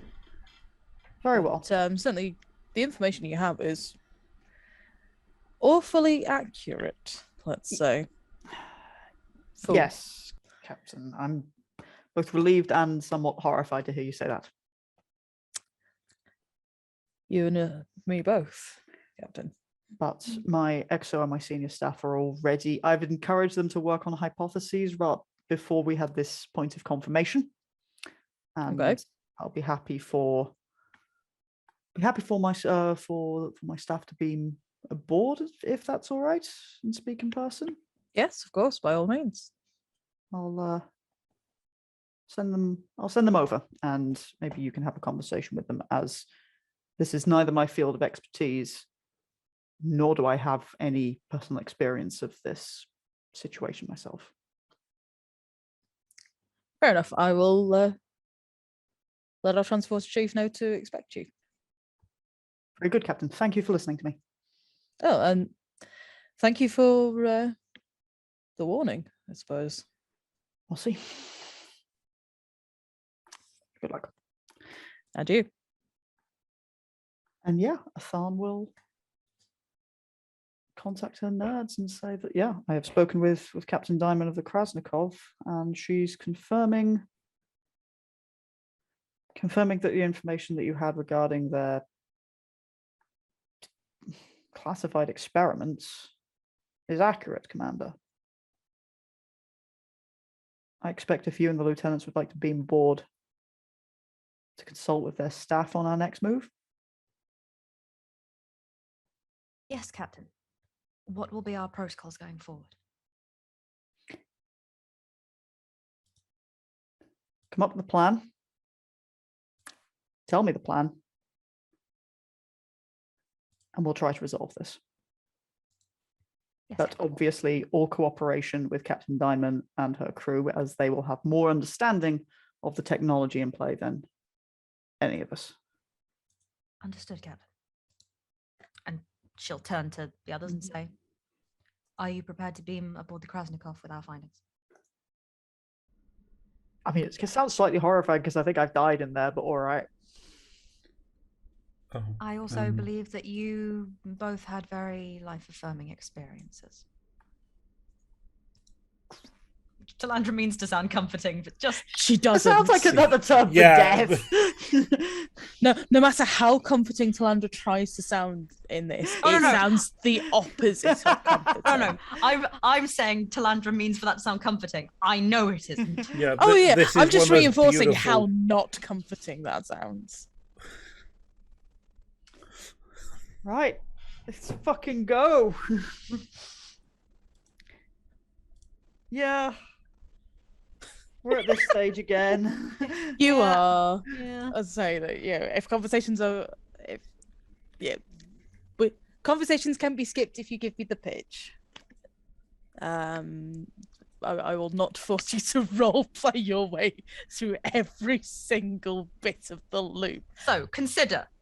I'm not feeling Wormholes. that. I'm not feeling that vindictive today. Yeah, the gist of it is I think what Reyes will want is how can we, consulting with those as experts, what can we do with an unmodified Intrepid class to modify it to be able to interface with an existing subspace rift? Mhm. What can we do to do that? How long will it take? Mhm. And do we need to start figuring out our dead drop and accepting our deaths are like the primary like fucking issues? Not to mention, I expect the transporters are going to start acting weird. Like, it's yeah, that's the primary thing. Is can we turn this into an actionable plan? Oh yeah, the transporter weirdness happens again. Great, I hate The this. who have I not inflicted the transporter weirdness Casey. on? Casey gets the transporter weirdness this time. Hooray. Casey, as far as you're concerned, nothing weird happened. Everything's fine. As far as Talandra and Reyes are concerned, Casey was like flickery for a good minute or two before actually materializing in the transporter today, and transporter chief Doesn't have a name. doesn't have a name, so I'm going to call him Transporter Chief Copra. Transporter Chief Copra does the same kind of panicked reaction and goes straight to try to work out what the problem is, because that's not meant to happen, and I have no idea why that's doing that. So we should find out why that's doing it, and we shouldn't use transporters until I've solved the problem, or somebody solved the problem. Fuck. Chief, is that a problem with the lieutenant's signal being difficult to pick up or rematerialize, or was that a problem with the data flow in transit lagging? 1 second. Space or time? That looks like it was a problem with the data flow. Shit. All right. The data package for yourself and the commander arrived here just fine, but there seems to have been a delay or something, a lag. Talandra will lean in to Reyes and say, "This has happened to my recollection every time. Have we ever been able to get back? We've never tried." Chief Governor kind of looks up at that. She's talking quietly. Yeah. Huddle at the chief's Yeah. station. Doesn't hear all of that, just Yeah. hears the "we've never tried" and goes, Yeah. "What?" Commander, And it goes back to situation trying to is fix that things. if this is going to exacerbate, then then we may be experiencing time differently across the two ships. What is happening? So if we attempt to communicate with the Iskandar, what Reyes is going to try to set up, she's like, as she talks, she's going to flip out her tricorder and try to set up basically a ping-based communication with the Iskandar. She's not trying to like get a conversation. She wants to try to set up a kind of quick data flow to see. Just a quick kind of packet check. Yes, thank you. To see, just as she's talking, she's going to say that because we don't know how much time we're losing by being over here. Fair assessment, Lieutenant. And if there's one thing, if that's going to be a problem, you say we've done this before, we've come here before, we've not been able to do it in time. we need to start work on this sooner in the loops.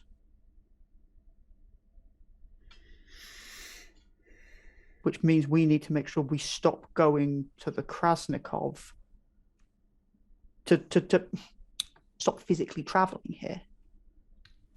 Yes, that would make sense if we Maybe. Let me. This is a maybe. if we are somehow stuck in this in a different time flow by being here, then that would make sense. It's a worthy hypothesis. It's something we should be wary of. Gotta keep up this check. Yeah, I've made a note that that's the thing you're doing. Yeah. Reyes is worried. Is it set up as like just a regular thing, or a thing that you've set up so that you can go, just gonna check what the lag is, send packet, receive packet, check lag. So it's going to be like regularly happening, and basically to notify her if there is if there is lag, or if the lag increases if there is lag. Okay. It's like through to her own office. Yeah, Reyes's basic theory is wondering if, based on the timetable, I think that like Talandra's probably reasonably able to have given us by now. Yeah, definitely. Certainly, like to the nearest half hour, not down to like the minutes and seconds sort of thing, but like around about this time of day is about when the Krasnikov goes kaplodi. Based on like physical alterations would need to be done instantly. So yeah, like Reyes is starting to do the at what fucking point in any loop do we need to have, but she doesn't yet know what the full modifications would need to be, but she's already starting to be like, hypothetically, at what point do we need to start making the physical modifications and travel to the location and do the thing? And like, does this mean that, like, frankly, by traveling to the Krasnikov at this time and being here and being this distance, are we already too fucking late in this loop? These are the sorts of calculations she's starting to do, and is really starting to wonder whether or not a message she needs to include on the subspace thing is, don't piss around traveling physically, beaming over to the Krasnikov. It cuts you into a point of no return. These are the hypotheticals of, this bullshit that Reyes is starting to work on. It's the, when you're going to do the final mission, don't say yes, because you've still got shit to do on the other side of the final mission, and then you get locked into a countdown. Yeah. Grand. So from there you are taken up to the bridge by one of the security officers, and on the bridge you have Captain Diamond, Commander Araz, and Lieutenant Sula.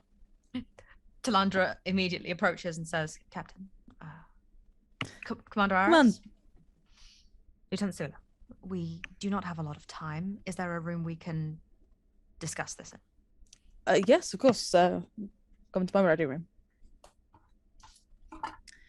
And yes, she's doing that slightly as a flex, but also to indicate that she's not fucking around, Yeah.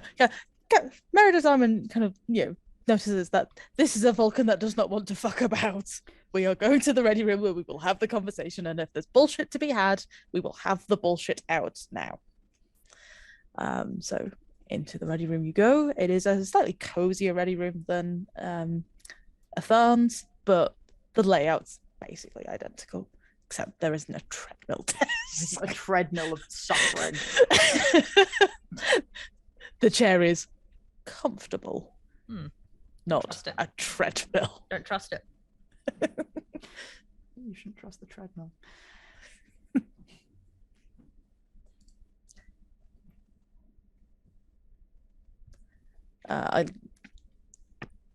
Give me the pitch for what you're now saying to the captain, the science officer, and the engineer. So in order to prevent overload, Talandra is doing like absolute raw bullet points. Like, she doesn't think Reyes is going to go full info dump. But Talandra is basically going to go,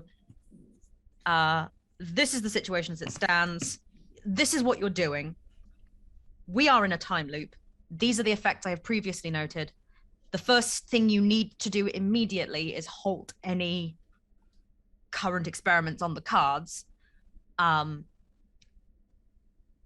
By the way, Lieutenant Reyes, Lieutenant Casey have documented this, this, and this. Again, very technical, but raw bullet points so that Sula and Aras can be like, oh yeah, that's a thing that peaks in my brain. And then she says, further questions, of course, can be sent towards Lieutenant Reyes and Lieutenant Casey, who have done a quantity of research on this matter. Okay, so you're handing over kind of, this is what we've experienced before. This is our hypothesis for how it's happening, and the kind this of is what we propose to do. The start of what we propose to do. Do you hand over anything along the lines of, these are the scans we've done, this is the other, the evidence stuff as well as the hypothesis? Or is it mostly just bang, bang, bang, here's the hypothesis, please help? I mean, she's likely using the evidence as like informative notes as she's talking. Sure, yeah.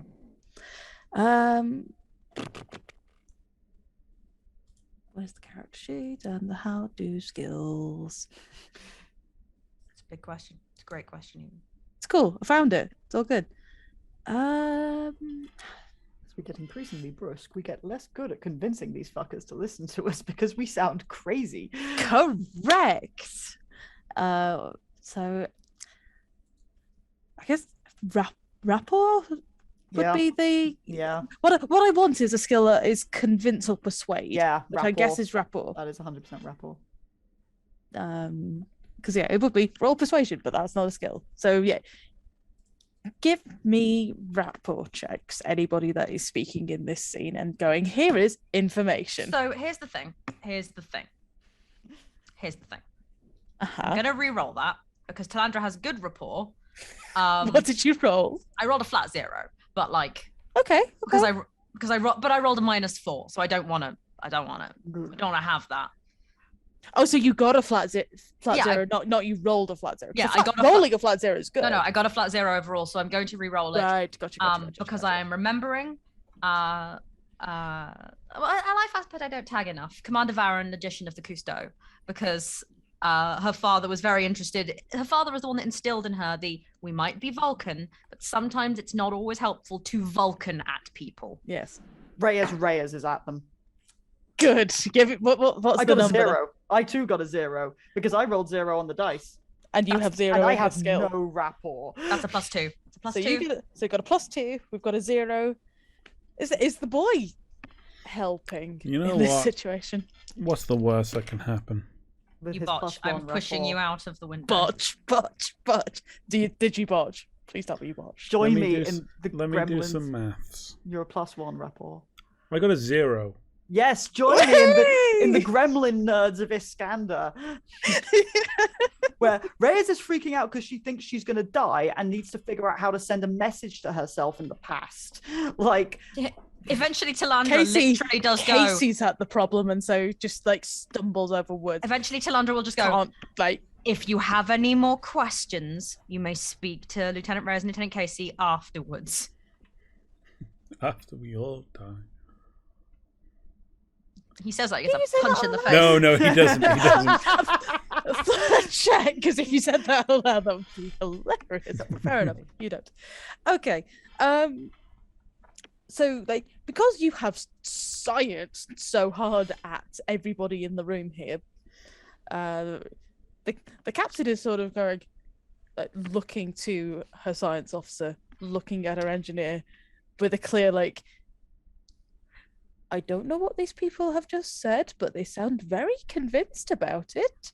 After Talandra has made it clear to the captain, please help. After Talandra made it clear to the captain that they need to not do the next experiment, which is kind of the captain's say, gets you a frown from Aras. Having had the captain understand that that's Talandra's request, she basically has stopped talking to the captain because she's like, "This is the science. Have some science." Mm-hmm. So while you're talking, Lieutenant Zula will nod along to what you're saying and is clearly considering what you're saying. Mike died. Casey just gets yeeted.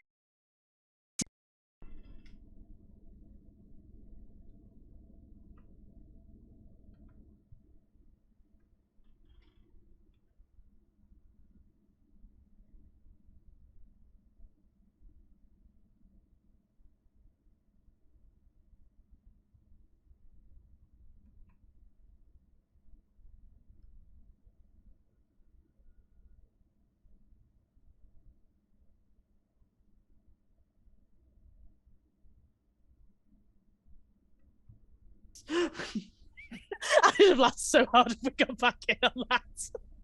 We're back. I'll wait. I mean, please things tell me have that gone Cat's wrong. comment just then I don't think so. ended up getting broadcast. I don't think so, unfortunately. Okay, we're still alive? Are we still Yep. alive? We're Yeah, back. we're good. Okay. The tape is still rolling. Cool. So Sula nods and is clearly kind of considering what you're saying in a very Vulcan fashion. And Salandra, because you can actually read Vulcan expressions, because Vulcans have expressions. It's just not Vulcans can't read them. He's clearly going, okay, this sounds plausible, reasonable. No harm in doing this. Aras just has a frown on the whole time, and it gets worse the more you talk. Less bad when Salandra talks. It gets, very slightly softens, but whenever Ray is a Casey talking, it goes straight back down. Aras is not.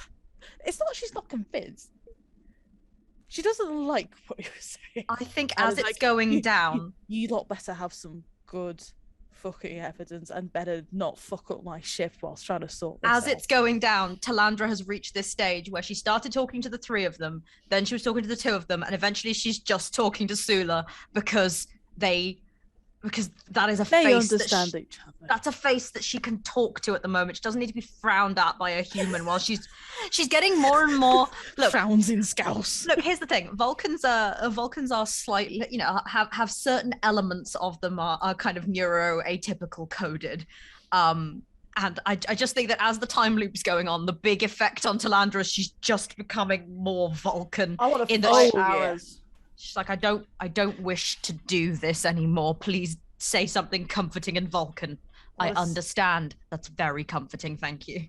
I want to get more aggressive at Aras, as Reyes is like, if Aras isn't fucking having any and is getting protective, like, it's okay, sure, Aras is the science officer, not the chief engineer, but for all intents and purposes right now, she's one who's in charge of the thing that's Of the nerd engineering, bits, of the nerds. So Reyes is, insofar as when Reyes chips in, Reyes Ow. is talking at Aras, like, is because, like, you don't fucking get it or you don't like it. I don't need you to like it. The fact if you don't like it is irrelevant. It is happening. So yeah, Reyes gets cranky at Aras That does in a not. bad reciprocal feed off of reaction. In fact, make me a provoke check. I'm pretty good at that. You don't want to be. I'm not that good at that. This is a role you don't want to be good at. Critical success. Hell yeah. Is that a 4 total or 4 on Full the dice? total. Okay, could be worse. It was a 3 on the dice. Could be worse. Yeah, like the moment you get into Araz's face, like she bristles. Like she doesn't start arguing with you, but like the frown deepens even further, if it's even possible for it to do so. She becomes really like unreceptive to the idea of you touching her ship. She's not saying you're wrong, but you are not touching her ship unless you can convince her otherwise. So yeah, she gets protective of her baby.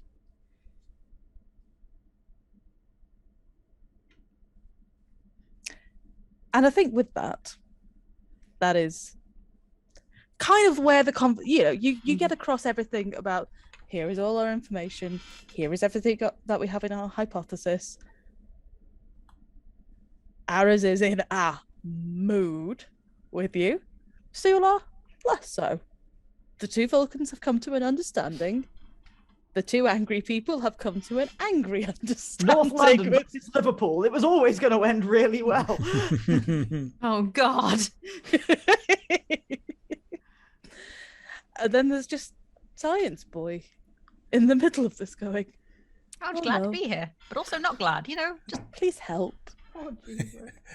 He's just oh like, jeez. Oh, jeez, Rick. just desperately working, pad closer and closer to the face in order Trying to to hide not look at behind the it. two incensely and increasingly intensely Vulcan. Like Vulcans. Reyes isn't wrong to be mad, but I can't help. I'm not her wingman. I'm not going to be like, No, you're yeah. You tell him, Reyes. Yeah, no, you can't help with this. I mean, you could try No, if you wanted to, I can't. but you choose not to. You're gonna be like, no, I'm just gonna let Reyes at this. I'll just make it worse. But the conversation comes to an end, and on that point, we shall take a break. Winner, winner. Find out what happens. Welcome back, folks. We went live when you said 5. They heard it. You motherfucker. You gremlin. Heard- you absolute heard beast. Well, we You had devil. Mike fuck up our The technical bells. approach. He means we had the bells. We had the Yeah. bells. Bells. There are 5 bells. That's what the 5 was for. See, look at Kath. Look how much she's agreeing with what I've just said. So yes, welcome back for second half of this session of Hysteresis. I hope you all had a good break. I've topped up my tea, have moved my bag of popcorn very slightly close to me, and Mike has got in the bin where he belongs. Recycle, Michael. No recycle, only bin. Only Ben. Speaking of bins, this whole situation on the Krasnikov. So we leave off. We left off rather, having had the conversation with Captain Diamond, Commander Aras, and Lieutenant Zula, going, here is the problem. Lieutenant Zula is, nodding, understanding, going, okay, this is a problem. We will use science and logic to make the problem less problem. Commander Aras is, you're not touching my fucking ship. I don't care how right you are, and you sound like you're very right, but you are not touching my ship. So, what do people want to do with this? I guess Reyes is going to kick back and go, so we've got this theory that we can possibly try to get one ship at either end, presumably the Krasnikov here, and the Iskandar at the other point. One ship at one Nice. point, one ship at the other point, and try to play, with modifications done to the Iskandar, utilizing a laser-focused warp field, attempt to close the singularity in a similar fashion, but not the entire complete fashion to how it was opened and then closed by the Krasnikov. Right, okay. It's out because if both ships do it at once, it might be able to better synchronize methods rather than make sure that it doesn't exacerbate the situation. Does that sound reasonable based on your research? I suppose, yes, that does sound reasonable. I'm assuming you're not expecting any modifications to the Krasnikov itself and to our drive, since it sounds like your plan involves us closing the singularity like we do normally. I mean, yes, it should be closing it normally, but it didn't close it. So the only question is making sure that your systems are going to close it properly. I'm sure we can make sure that our systems are operating perfectly fine. Good. Lieutenant. Yes, Commander. Talandra is not taking sides. I promise you this looks like she's backing up Reyes in her snottiness. But Talandra, who has been quietly going over a couple of things with Sula, just goes, I believe previously, Commander Aras, your calibrations were out by approximately 0.25%, which compounded over each run of the drive and ultimately left the filament of energy between this point and the previous point where it was unlocked. Whilst that was deemed in your notes to be within acceptable parameters, we now believe that to be incorrect owing to the eventual damage it would lead to both the Krasnikov and the Iskandar. So you'll forgive us if working perfectly well for standards set by previous runs is not appropriate for this run. Because the moment that the breach is caused, it then becomes cumulative. Exactly. Or possibly exponential. It's unclear. I'm sure we can work with the data that you've collected and the information you've so kindly provided to make sure that whatever's happening here on the Krasnikov is fixed just fine. I assure you, Commander, I've done nothing out of kindness, only out of a sort of existential dread. Captain, may I communicate back with my vessel? Of course, by all means. Talandra goes to make a report about what was said to the captain. Just to keep her updated. When it was, let me know, because Reyes is going to still keep hammering some of this with Araz. So okay, well, I'm assuming, Talandra, you're basically just info dumping onto the captain. Yeah. It doesn't need to be a scene. Cool. Yeah, unless Kath has something Athan suddenly decided on. I'm just trying to keep the ship informed, and also because I wanted Talandra to be able to walk away from that conversation. From the snubs. Yeah, cool. Just check into that. For drama. Thought that was the case. So, would you at least agree with the premise that it would make the most sense if we make sure that both ends of this subspace rift are manipulated simultaneously? Yes, no, I do agree with that premise. It's pointless to try and do things asynchronously, because unless we've got some compelling evidence that suggests we should, given the effectively instantaneous travel of the Krasnikov under normal circumstances, I don't see any reason to do it asynchronously unless you have information that suggests otherwise. No, it's just the fact that obviously your systems are designed to emit this laser focus warp field and ours aren't. So that's going to be modifications which will need to be done. So It's a question of which ship should be where. It's a question of either the Krasnikov remains here-ish or nearer the smaller end, which seems to be considerably less of an issue and thus can perform far more fine manipulative interfaces with a subspace rift, because that's what your systems are more designed to do, whereas the Iskandar modifications to the Iskandar possibly at the other end, because it might be easier for us to begin the process on a more significant subspace rift and aperture. That certainly sounds like the more promising method of doing it. As you say, the Krasnikov systems are more fine-tuned and more likely to be able to handle it a little more delicately and more precisely than a modified standard Intrepid class. Yeah, or it was the question of whether or not, because it's a bigger problem at the other end, the Krasnikov should deal with that. But you'd be the expert on which way around it's going to be easier for some pretty ad hoc modifications to deal with this. But if we start with, we'll do the larger one, the Krasnikov and its systems do the smaller one. How the hell, I've got some theories on how we can modify the deflect beam, but I've got 2 questions.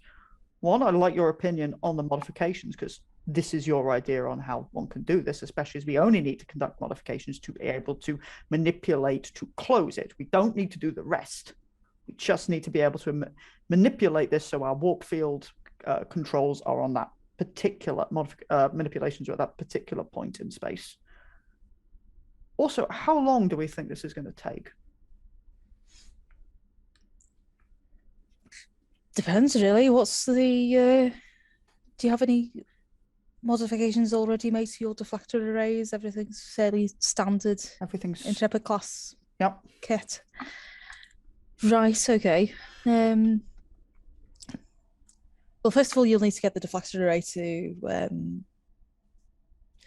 work as a parabolic reflector for the warp field to intensify it. Then you'll also need to set up the warp field and the matter-to-matter injection in such a way that you can magnify the warp field so that when it does get focused by the deflected rays, you get that kind of laser intensity to it. On top of that, you'll need to make sure that you're aiming at exactly the right location for where the subspace rift has come from. This is, as we said, quite precise coordinates. When we do make those jumps off you. Yes. We need those coordinates. How long are we thinking? All right, here's the other question. Can we get this done in about an hour and a half? Because my answer to that is no.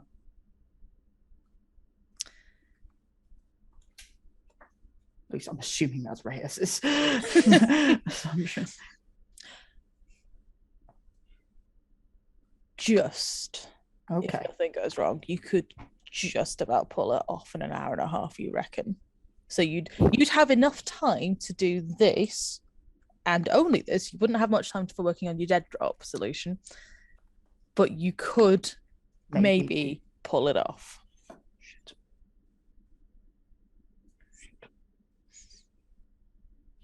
A wild and unexpected Luke appears in the background.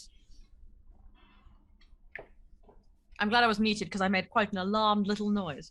It looked like you made an alarmed little noise. There was an alarmed little expression. But That was my alarmed little self. Bye! okay, bye. He was just coming to get my phone charged. But yeah, you reckon that you could just about do it, but you wouldn't have time for working on the dead drop. You'd have to solely work on this. I need the commander for this judgment.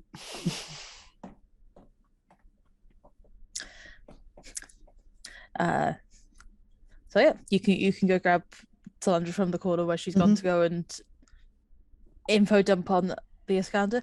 There is some difficulty communicating with the Iskandar. There is the expected lag, a bit of slowing down and speeding up. Some points where the captain replies to a question as you're about to say it, as if your question got there first. What Talandra has been Before doing you is said it. effectively documenting the ping, just so that she can then report it to Reyes, who is like gathering this kind of data. Yeah, sometimes the ping is negative. Yeah. Basically. So sometimes you're getting the response before you ask the question. So yeah, the ping, as it were, is all over the place. Commander. Lieutenant. Right, so here's the situation.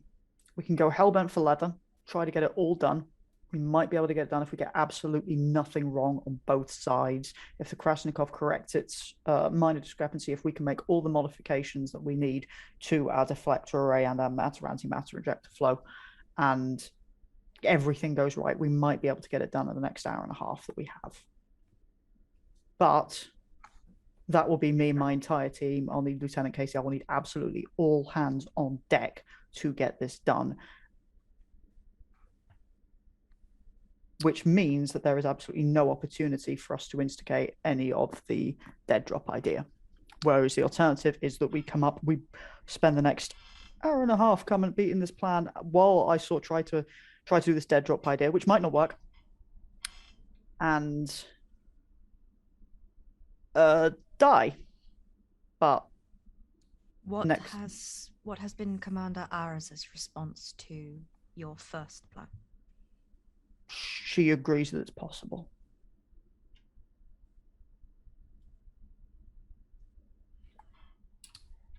But we have zero room for error. Given that Commander Araz is already reticent to our presence here,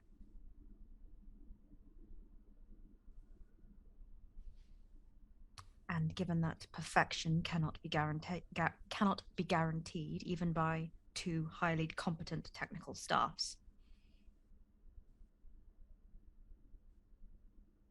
I believe it is more logical that we attempt to gather this information and send it through to us in the future.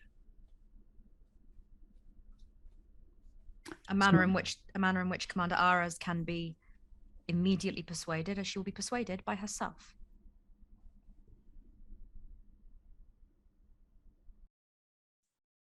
Yes, Commander. as it seems that, to my recollection, I am a common thread between many of the cycles, but statistically, causation doesn't equal correlation. I am concerned that I may not remember the next time. Also, with respect, Commander, we are talking about a vast amount of incredibly complicated calculations and modifications, and it's just not realistic for anyone to try to remember all of this, especially when we're dealing with warp field mechanics, which is not your field. Indeed. I believe I am perhaps the best person to be in this position, but it is not ideal, not even close. Yeah. Oh, all right. I'd want to try to be able to do this from the Iskandar. Right. Right. Okay. This is Successful Space Communications. We know roughly what we need to do. This is. She sort of mutters and then heads over towards like Casey. Well, like Casey and Araz. He has a mixed expression. Right. We're going to try to do the dead drop. That's the commander's judgment. Sorry, the dead drop. I have a theory of possibility that we can, if we don't have enough time to get this done, it's possible that if we're dealing with it, if we send the communication directly into the subspace, or if the data package calibrated properly as a subspace communication, it may then be re-emitted as the loop reoccurs. So you don't think you can get it done right first time and get it so the scans at the other end ready to go within the time you think you've got left on this loop? It would not be the first time, Commander Araz. This has been attempted before. This is buying more time for the future attempt. So that we can start sooner and I can start the modifications sooner. Right. Yeah, I don't like it either. It's pretty much breaking my brain. As you maintain that you have been skeptical of us until this point, I believe that the only person who can persuade you in future loops will be yourself. I mean, I'm not sure we're going to be able to get more than just like raw data. We're not going to be able to like, I wouldn't want to trust I'm trying to be able to get any video footage or anything like that. This is going to be as stripped down as possible as a data feed. But a statement can be data. Yeah. I still need to work on the principles of that. So, like, what's your choice then, Casey? You want to? We need to still like further calculations on modifications to the deflector array and the matter antimatter, or modifying a subspace dead drop. This is, you know, again, entering into warp field manipulations with the subspace dead drop. I consider myself pretty qualified for either one. Okay. Or do you want to work on the hypothetical modification planning, or do the dead drop? Oh, you're freaking out. I'll do the dead drop. Okay. Lieutenant, is it your intention to return to the Iskandar to perform this? Yeah, I think it'll be best. I'll know the systems better from there. Then I request that you fold Ensign Strange into your calculations. Sure. Why? Experimental engineering has often turned out well for him. Until it hasn't.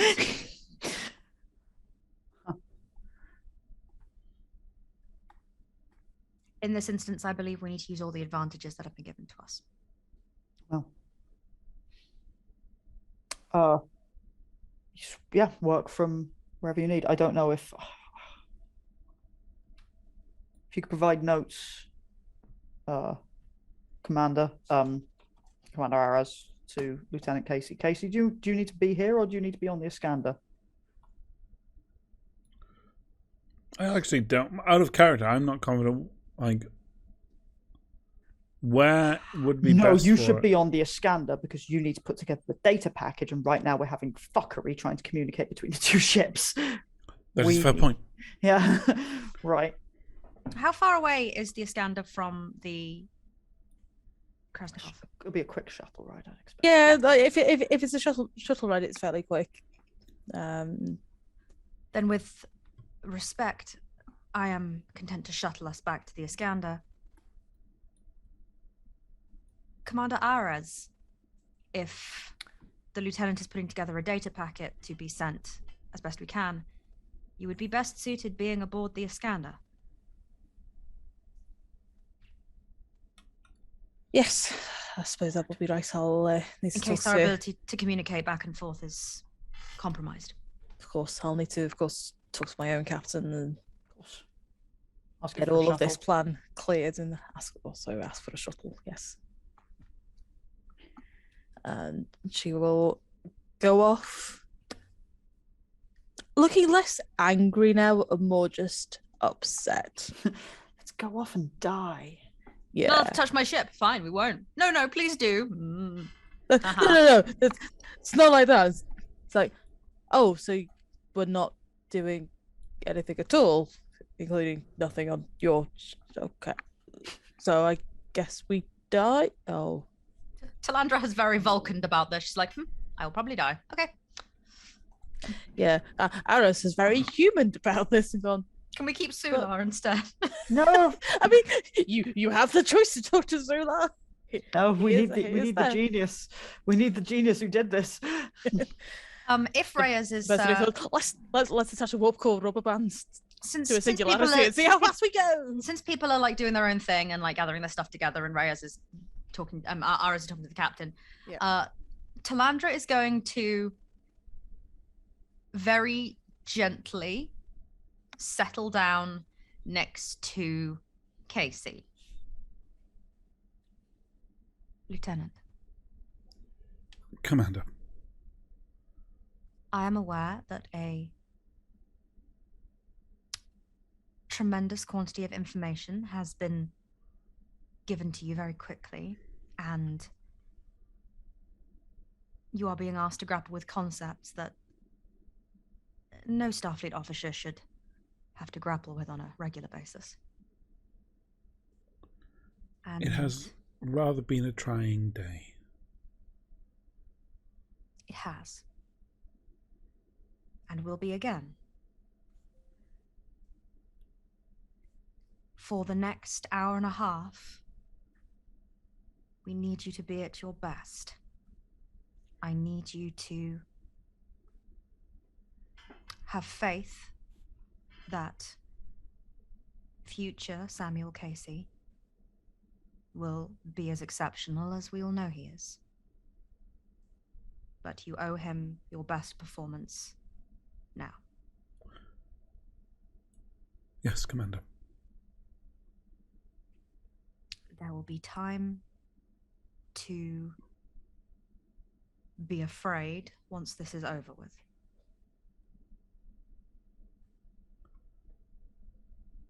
I understand.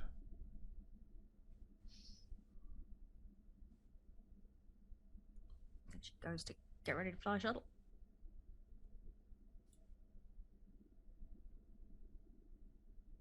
Yeah, you can all go down to the shuttle. Commander Aris has spoken to Captain Diamond, who is also now being kind of human about this, but more captainy human.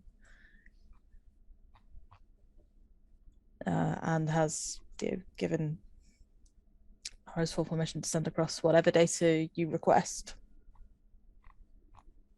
But no, it's less that she's given Aris permission. She's told Aris to send across whatever data you request.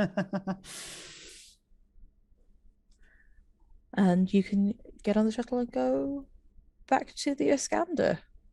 Throughout the ride, Reyes is going to be talking with Aras about like concepts for the subspace matter, about like because she'll have the best idea about exactly what the fucking aperture was and going over it. And while she's prepared to like dump Aras with team, put the package together, like that's why Reyes is like maximizing.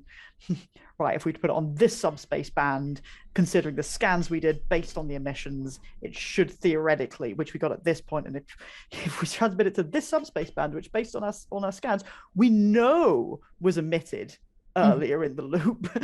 That's the kind of thing she's trying to like spit around, and we'll like spit at Casey as well. But that really depends on how here Casey is. He's coming back like he's clearly disassociating, but That's fine. Yeah, it's helpful. The advice Talandra gave was like, dissociate forward, please. Yes. Yeah. So yeah, he's kicking away his feelings, and he's ready to crack down and think about only this.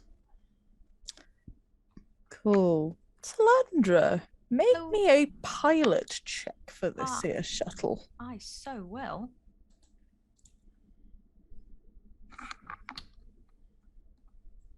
Boom, son. That is a +5. Nice. Die. With Nice. empathy, You with explode. with empathy, pilot, and rapport, I am hitting all of the peak of my triangle today. I'm pretty excited. Yeah, you get back to the Iskandar, no problem at all. And can set about, with Ariz's help, putting together this here dead drop. Whilst Reyes goes to wherever communications control is, and based off all the scans, etc., is going to be like, how can I send it? Yeah. And it is based off the records that we have of knowing what subspace bands will be detected at what point, and can we transmit something along that band based off trying to bend her own brain. That's the gist. That's where my technobabble runs out. Yeah, no, that's well done. Good technobabble. I don't know science. I know fake science. That's fine. I've not put much real science in this one. Good. Yeah, make us an engineering check then to bend your own brain into this loop. That is a 6. Okay, it's time to spend. I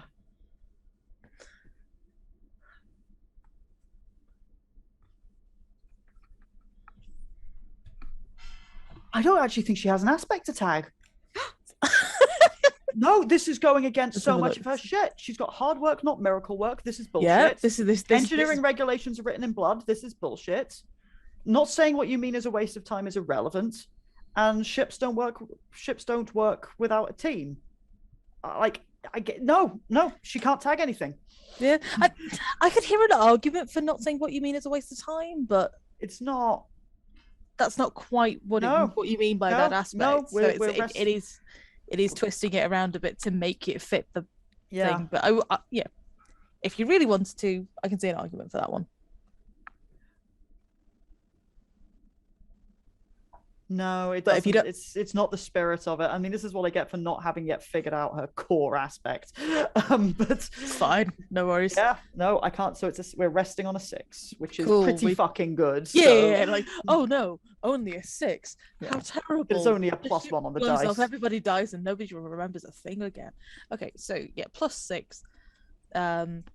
Especially with the help that you're getting from Aras, since she's been ordered to pull her fucking socks up and just get on with it. You can put together a fairly comprehensive package of, here is the information we want to put into this subspace zip folder. I need strange, don't I? I skipped ahead. Yes. Yeah, Talandra. Well, you say need strange. No, but Talandra basically went, you're the engineer that's like, I'm gonna get it done and I'm gonna do it well because I'm a good engineer. And Strange is the one that goes, I shit rainbows and those rainbows are science. And it's like, okay, thank you. Yeah, you're right. That's my bad. I need strange. I think you'll find the rainbows that Strange shits are sadness. Well, give me that sad rainbow shitting boy. Accurate. That could be either of the boys, for they are both sad and gay. Sad engineering rainbow shitter. Yeah, you could drag Strange up from the depths of the diagnostics that you sent him off to before. All right, Ensign. Lieutenant. So situation is this. We need to send a subspace message into a subspace rift so it will be detected in the past where that rift will emit it. Okay. The good news is that we know exactly at what point at that the specific subspace bands will be detected. Okay, that helps. You say the good news. That sounds like there's bad. Oh, yes, the grow fucking man. That's because we're stuck in a time loop. So we're stuck in a time loop. The ship's going to blow up in about an hour, and we're sending a message to our past selves so that we can get this shit done. Right. Yeah. Oh, that's. And it's just a frown. Sarah's like, not Harris. Reyes. What? Yeah. Experimental technology and propulsion systems manipulating subspace. It's gone wrong. Right. Which I'm sure you can already hypothesize many things. Yes. Your hypotheses are probably yes, I can. correct. Sorry, I've been here for like a few hours, like mentally already. Right. Okay. So we need to send that subspace packet back. We've got a specific point in time and space. Do we have a space coordinate? Presumably we do. Yeah, we've got the space coordinate of the we've got the coordinate of the rift, and we've got our scans because we were scanning it at this time, detecting these matters and trying to isolate the exact band and reckon if we communicate it across that band into the rift, it should be emitted at the same point in time we detect it. And this is about the earliest one we can get. That's my theory. Okay, so we've got a 4-dimensional coordinate, we've got a frequency, we've got a wavelength, we've got essentially all the information we need to send a signal. It's just the fact that it's a 4-dimensional coordinate or a 3-dimensional coordinate means that it's slightly different, but because of the subspace rifts linking back, that effectively means that 4-dimensional space will act like 3-dimensional space, and then we can actually send this as a single message. Yeah, we're assuming that this will come out and be detectable. That's at the point in time, at the point in space-time we're operating on. Right. In that case, to make sure that it's actually heard, as well as having the frequency, the coordinates, and all of that, we'll probably need to increase the amplitude of this so that it's actually through at an intensity that might be, it might well end up being too loud and we have to tone it down, but probably better to go for that than having it, be so quiet that it ends up being noise rather than signal when it comes out the other end. Absolutely. Yeah. Right, let's work on this, and the others are getting the data package done. Yeah. Okay, so with that, do you want to tag one of Strange's aspects for this? I need to prove why I still belong in Starfleet. Yeah. If I did that, I would just go for a +2 on Reyes's roll to pop that up to a +8. Let's not fuck around with a +1 on the dice. Yeah. No, if you've rolled, that would be rolling a +1 from your original roll, yeah. That would be a +2. It was a +6, and spending a fate point to tag one of Strange's aspects. Yeah, no, sorry. What I mean is, so to get the +6 originally, you rolled 1 on the dice, yeah. Yes. Yeah. No, I wouldn't fuck around trying to get something higher than that. So yeah, you can have 8, and yes, with experimental Wonder Boy. Mm-hmm. Experimental Wonder Boy and the further Treknobabble I ran out of.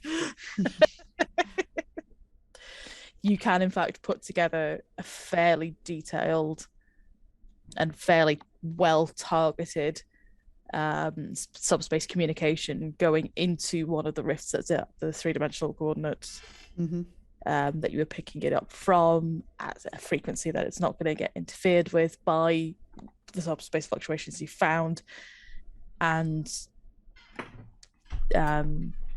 targeted at the 4-dimensional space-time coordinate that is back in the past slightly. Yep.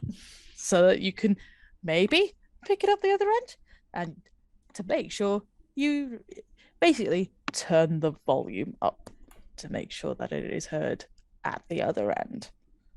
Yeah. So you can have all of that. So that's your that's your carrier ready to go. What data are you putting on it? I mean, like, it's partly down that's a question for the scientists. Yes. The engineers have done their thing. Team science people. What up? Yo. Give me a science roll for basically what this science roll is for is getting all of this information, because this is a vast amount of data that you could potentially send, and kind of using your science brains to condense that down and simplify it and strip away bits that you don't think you'll need, and get it to a point where you think that you coming into this going, what the fuck is this signal, would go, oh fuck, and actually, run away and go do something about the problem. Hey, guess what? I rolled garbage. Did But- you? Greatest mind of your generation. I've used that one. What You else are can't you? be the greatest No, mind of your listen- generation twice. The Oh, okay. future is everything. I can't fall behind. But you also know the necessity and cost of No. Of sake sake rice. rice. The future is everything is perfect. It's like I wrote it for this arc. That's brilliant. I forgot that was one of your aspects. I got you a can tag that. 6. Boom. Boom. You can successfully put together something that you think that, so long as somebody at least is receptive to the idea and doesn't go, this is clearly bullshit, and bins the whole thing, as long as at least somebody comes out the other side of the next loop going, something's wrong, you think you would find this and go, oh, this is what's wrong, now I will go and fix it.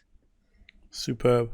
You can't. You obviously can't get it to the point where you can guarantee that if nobody thinks anything's wrong, you look at this and go, "Oh, something must be wrong." But yeah, might be even good enough for that.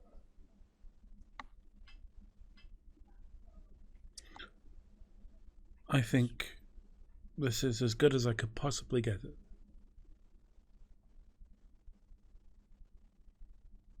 How much time do we have before our timer indicates kaboom? 20 minutes, maybe 15. Having seen that actually Reyes, Ares, and Casey and Strange are sort of acting in a pretty harmonious fashion, that the mood is kind of resigned rather than panicked. Like there's frantic energy, but it's not like that energy before of like, what can we do? Do anything. Talandra, I think, makes eye contact with Reyes in that way that's like, I don't think I'm required anymore. And Talandra leaves engineering. Okay. Where does Talandra go? She is going to go and find Caleb Elrad. Oh no. Oh no. It'll be whatever What's it? fucking office space he has aboard, which is probably basically a broom closet, because the Intrepid isn't made to give a lot of diplomatic space. But like he's not expected to work in his quarters. Like he's got a cubby hole. She'll double check. He might be in an office, he might be in his quarters. It Yeah. depends on where he's at. No, he'll be in his office because that feels like workspace, which makes him feel like he's being useful, even though he's not.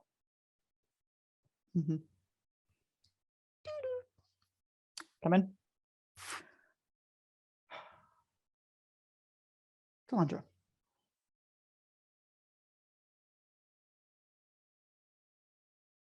Caleb.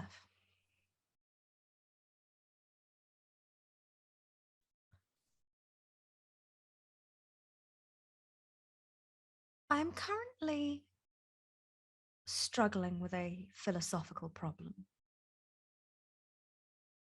I wondered if I might run it by you. Please. A long time ago, I sent you the annotated copy of the Kashara, the analytics of Surak.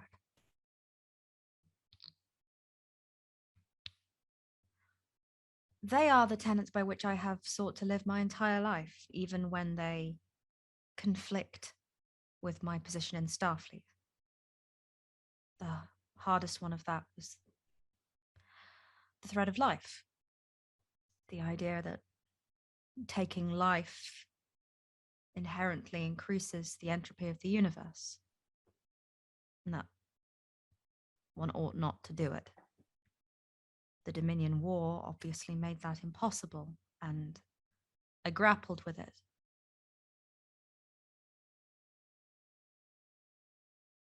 I firmly believe that we have lived this day more times than I can count. And I have become increasingly concerned that by living the day and dying, we are doing some lasting harm to the universe.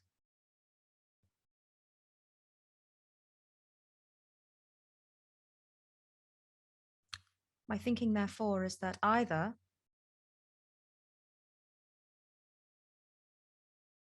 we are not, and therefore should keep striving to exist even in the face of potential annihilation, or that we ought to stop trying to break out of the loop. That if we are damaging the universe by continuing to fight against it, that it would be an act of service not to continue to destroy the fabric of time and space, just for the existence of a certain quantity of people.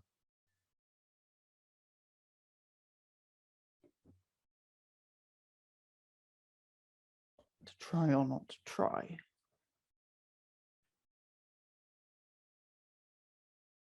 I believe it is always better to make the attempt to endure.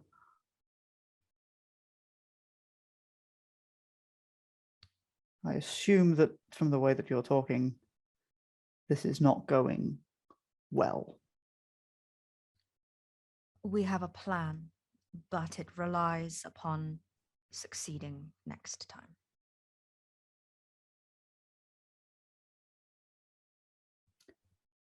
Of course, it is best to try. But if one person lives at the expense of 1,000, that is not always for the best. If we are able to contain the devastation to just these 2 ships. Then let me, however, make it simpler. That is not something you can change in the time that we have left. That is not something that you can affect right now. That is a hypothetical, a philosophical quandary. All you are doing now is, frankly, tormenting yourself with.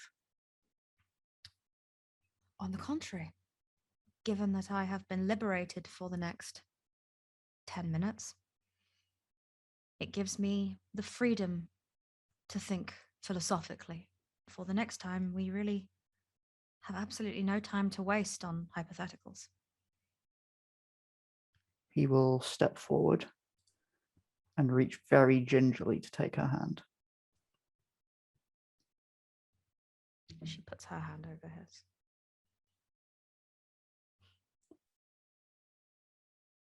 If that is what you want to reflect upon for the time that you have left, that we have left, and so be it.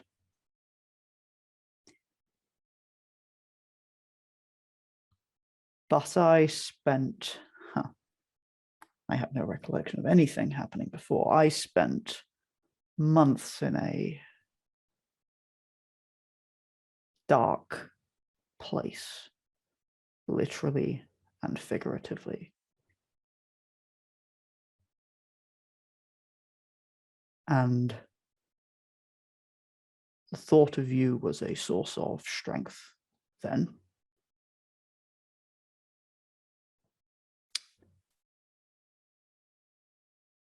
And so for me, the presence of you now will be a source of strength.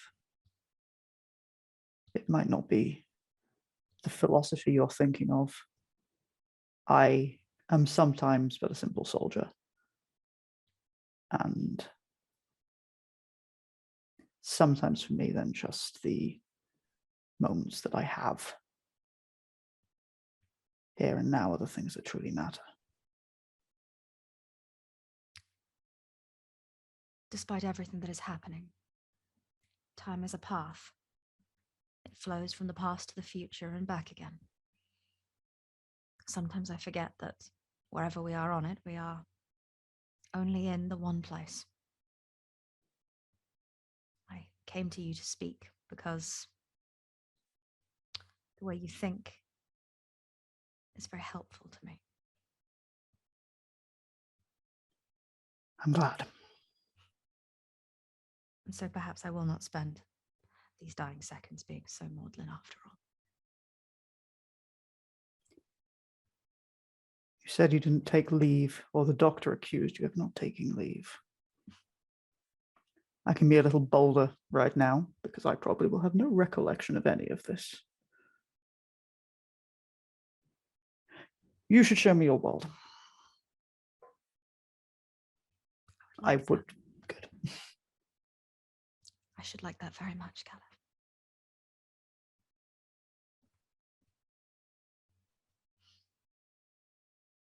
Ugh. I feel like something's got to blow up now. Yeah. Like, No, yeah. so I am going to give Mike the opportunity. Mike, do you want to do something whilst this is happening? No, don't ruin it for your parents. Hey, no. We never get time alone without the children. You two can have that time alone. We've lost Casey, visual. Casey or Zal. Oh, Can they okay. hear us? Okay. Okay. Can they? They can hear everyone, Oh, but everyone's me. gone Now dark. they can hear Whoops. everyone. I don't know why that Okie dokie. is. We've lost visuals, but that's okay. Give me Okay, one Wesley second. I heard think it, I can so- fix this. Just go to there, go to there. If I got lost, I would shit a diamond out of rage. There we go. We're back. They Great can see fun. us. Grand. Um, So yes, whilst this nonsense is happening and breaking everybody's hearts, what's Casey doing? Or Zal? But I'm assuming the focus here is Zal's not been Salamburov are having briefed. lunch. Yeah. Zal and Borov don't know. You've But been Casey- gone for ages. They're having lunch. Like, But Zal, Casey knows. Casey happening does here? know. It's not beyond Reyes to fucking kick them out after she sent the message. 15 minutes until the ship blows. I say, yeah, or what point the message is sent, because after the message is sent, sorry, after 15 at the 15-minute count, yeah, one way, even if they're still there, whereas we'll say, all right, get out. You don't want to be in here when I'm sitting here second guessing my numbers until the end moment. You can piss off and find your own space to do that. Yes, Lieutenant. Yes, You- Lieutenant. Shoo. Both of you. And Strange will leave fairly quickly. As will Casey. And they kind of end up in the corridor together. Mm-hmm.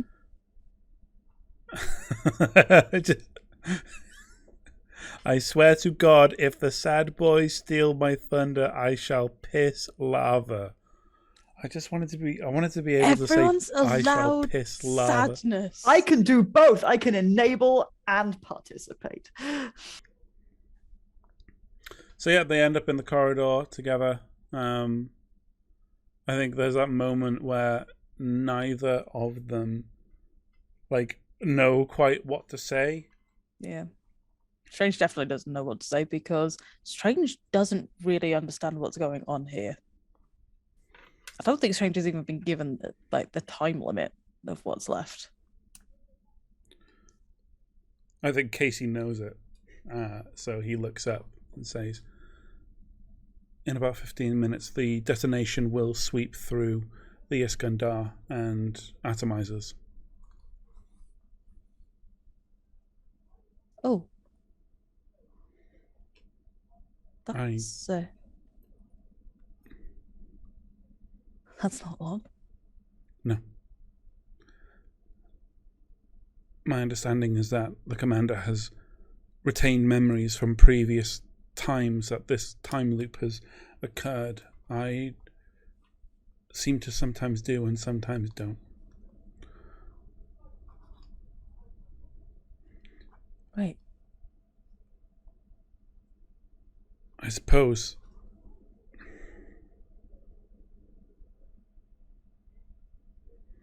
let me think of how to phrase this.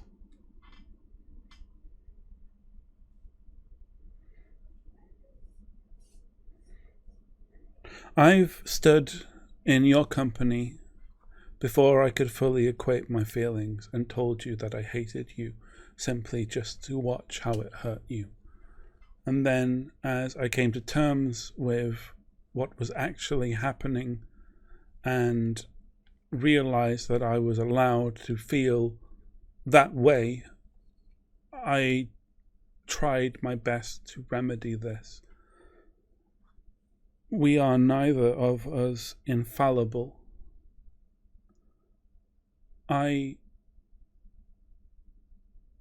sometimes think long and hard about whether your reciprocation was because you knew that I have less than 2 decades before I perish.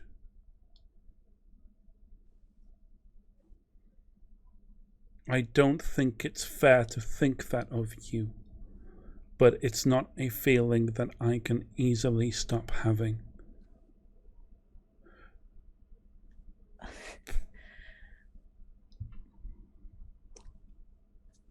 Yeah, I guess I can see why it would look like that. I mean, Sam, I felt like this about you long before I knew. You know that, right? No. I don't know anything. Not about this, not about you.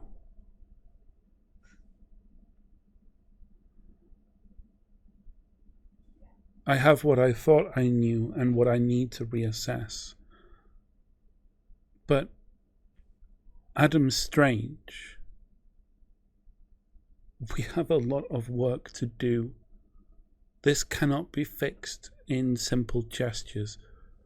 But if there's anything that you retain from this moment, from this attempt to try and get us out of this, at least hear this from me.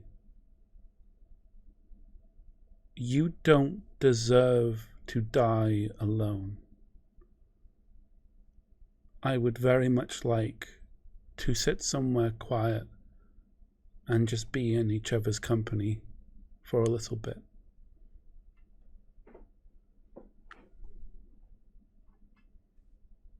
Yeah. I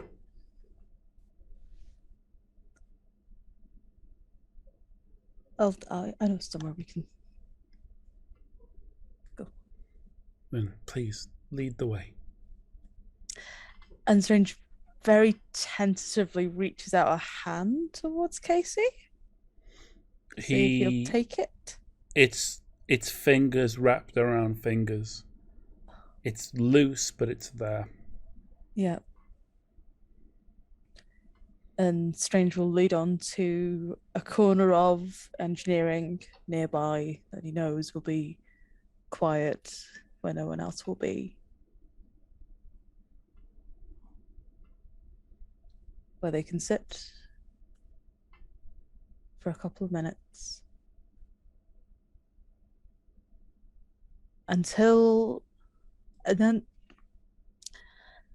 whilst they're sat together in engineering, side by side, hand in hand, whilst Calavelrad and Talandra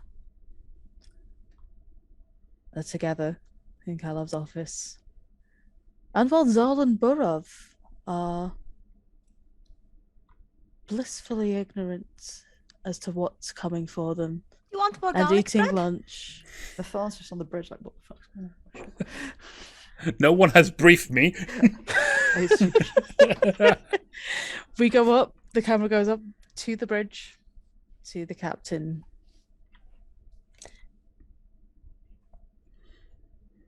And we hear Kowalski say,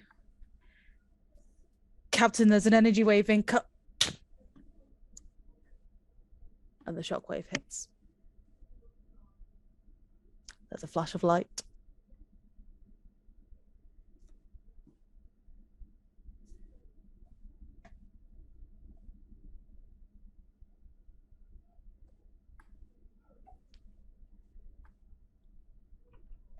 And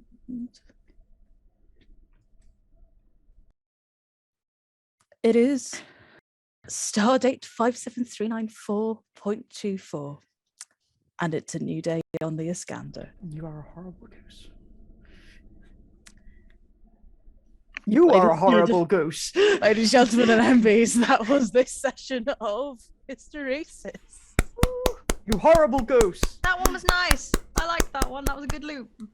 You were the ones who brought feelings into this. Yeah. No, I'm Good sorry. loop achieved, guys. I will do it again. Fine, if you hadn't done it, I would have done it, Izzy. Don't worry. I had philosophy on the cards. I'm really sorry, guys. I need to go. Oh, it's fine. Go do that, and we'll wrap this up. So, yes, that was session 3. We will be back for session 4 next week. Yeah. Yep. Cool. Yep. Yes. Barring anything going horribly wrong, we will be back next week or last week, or who knows, to see what happens next in Hysteresis.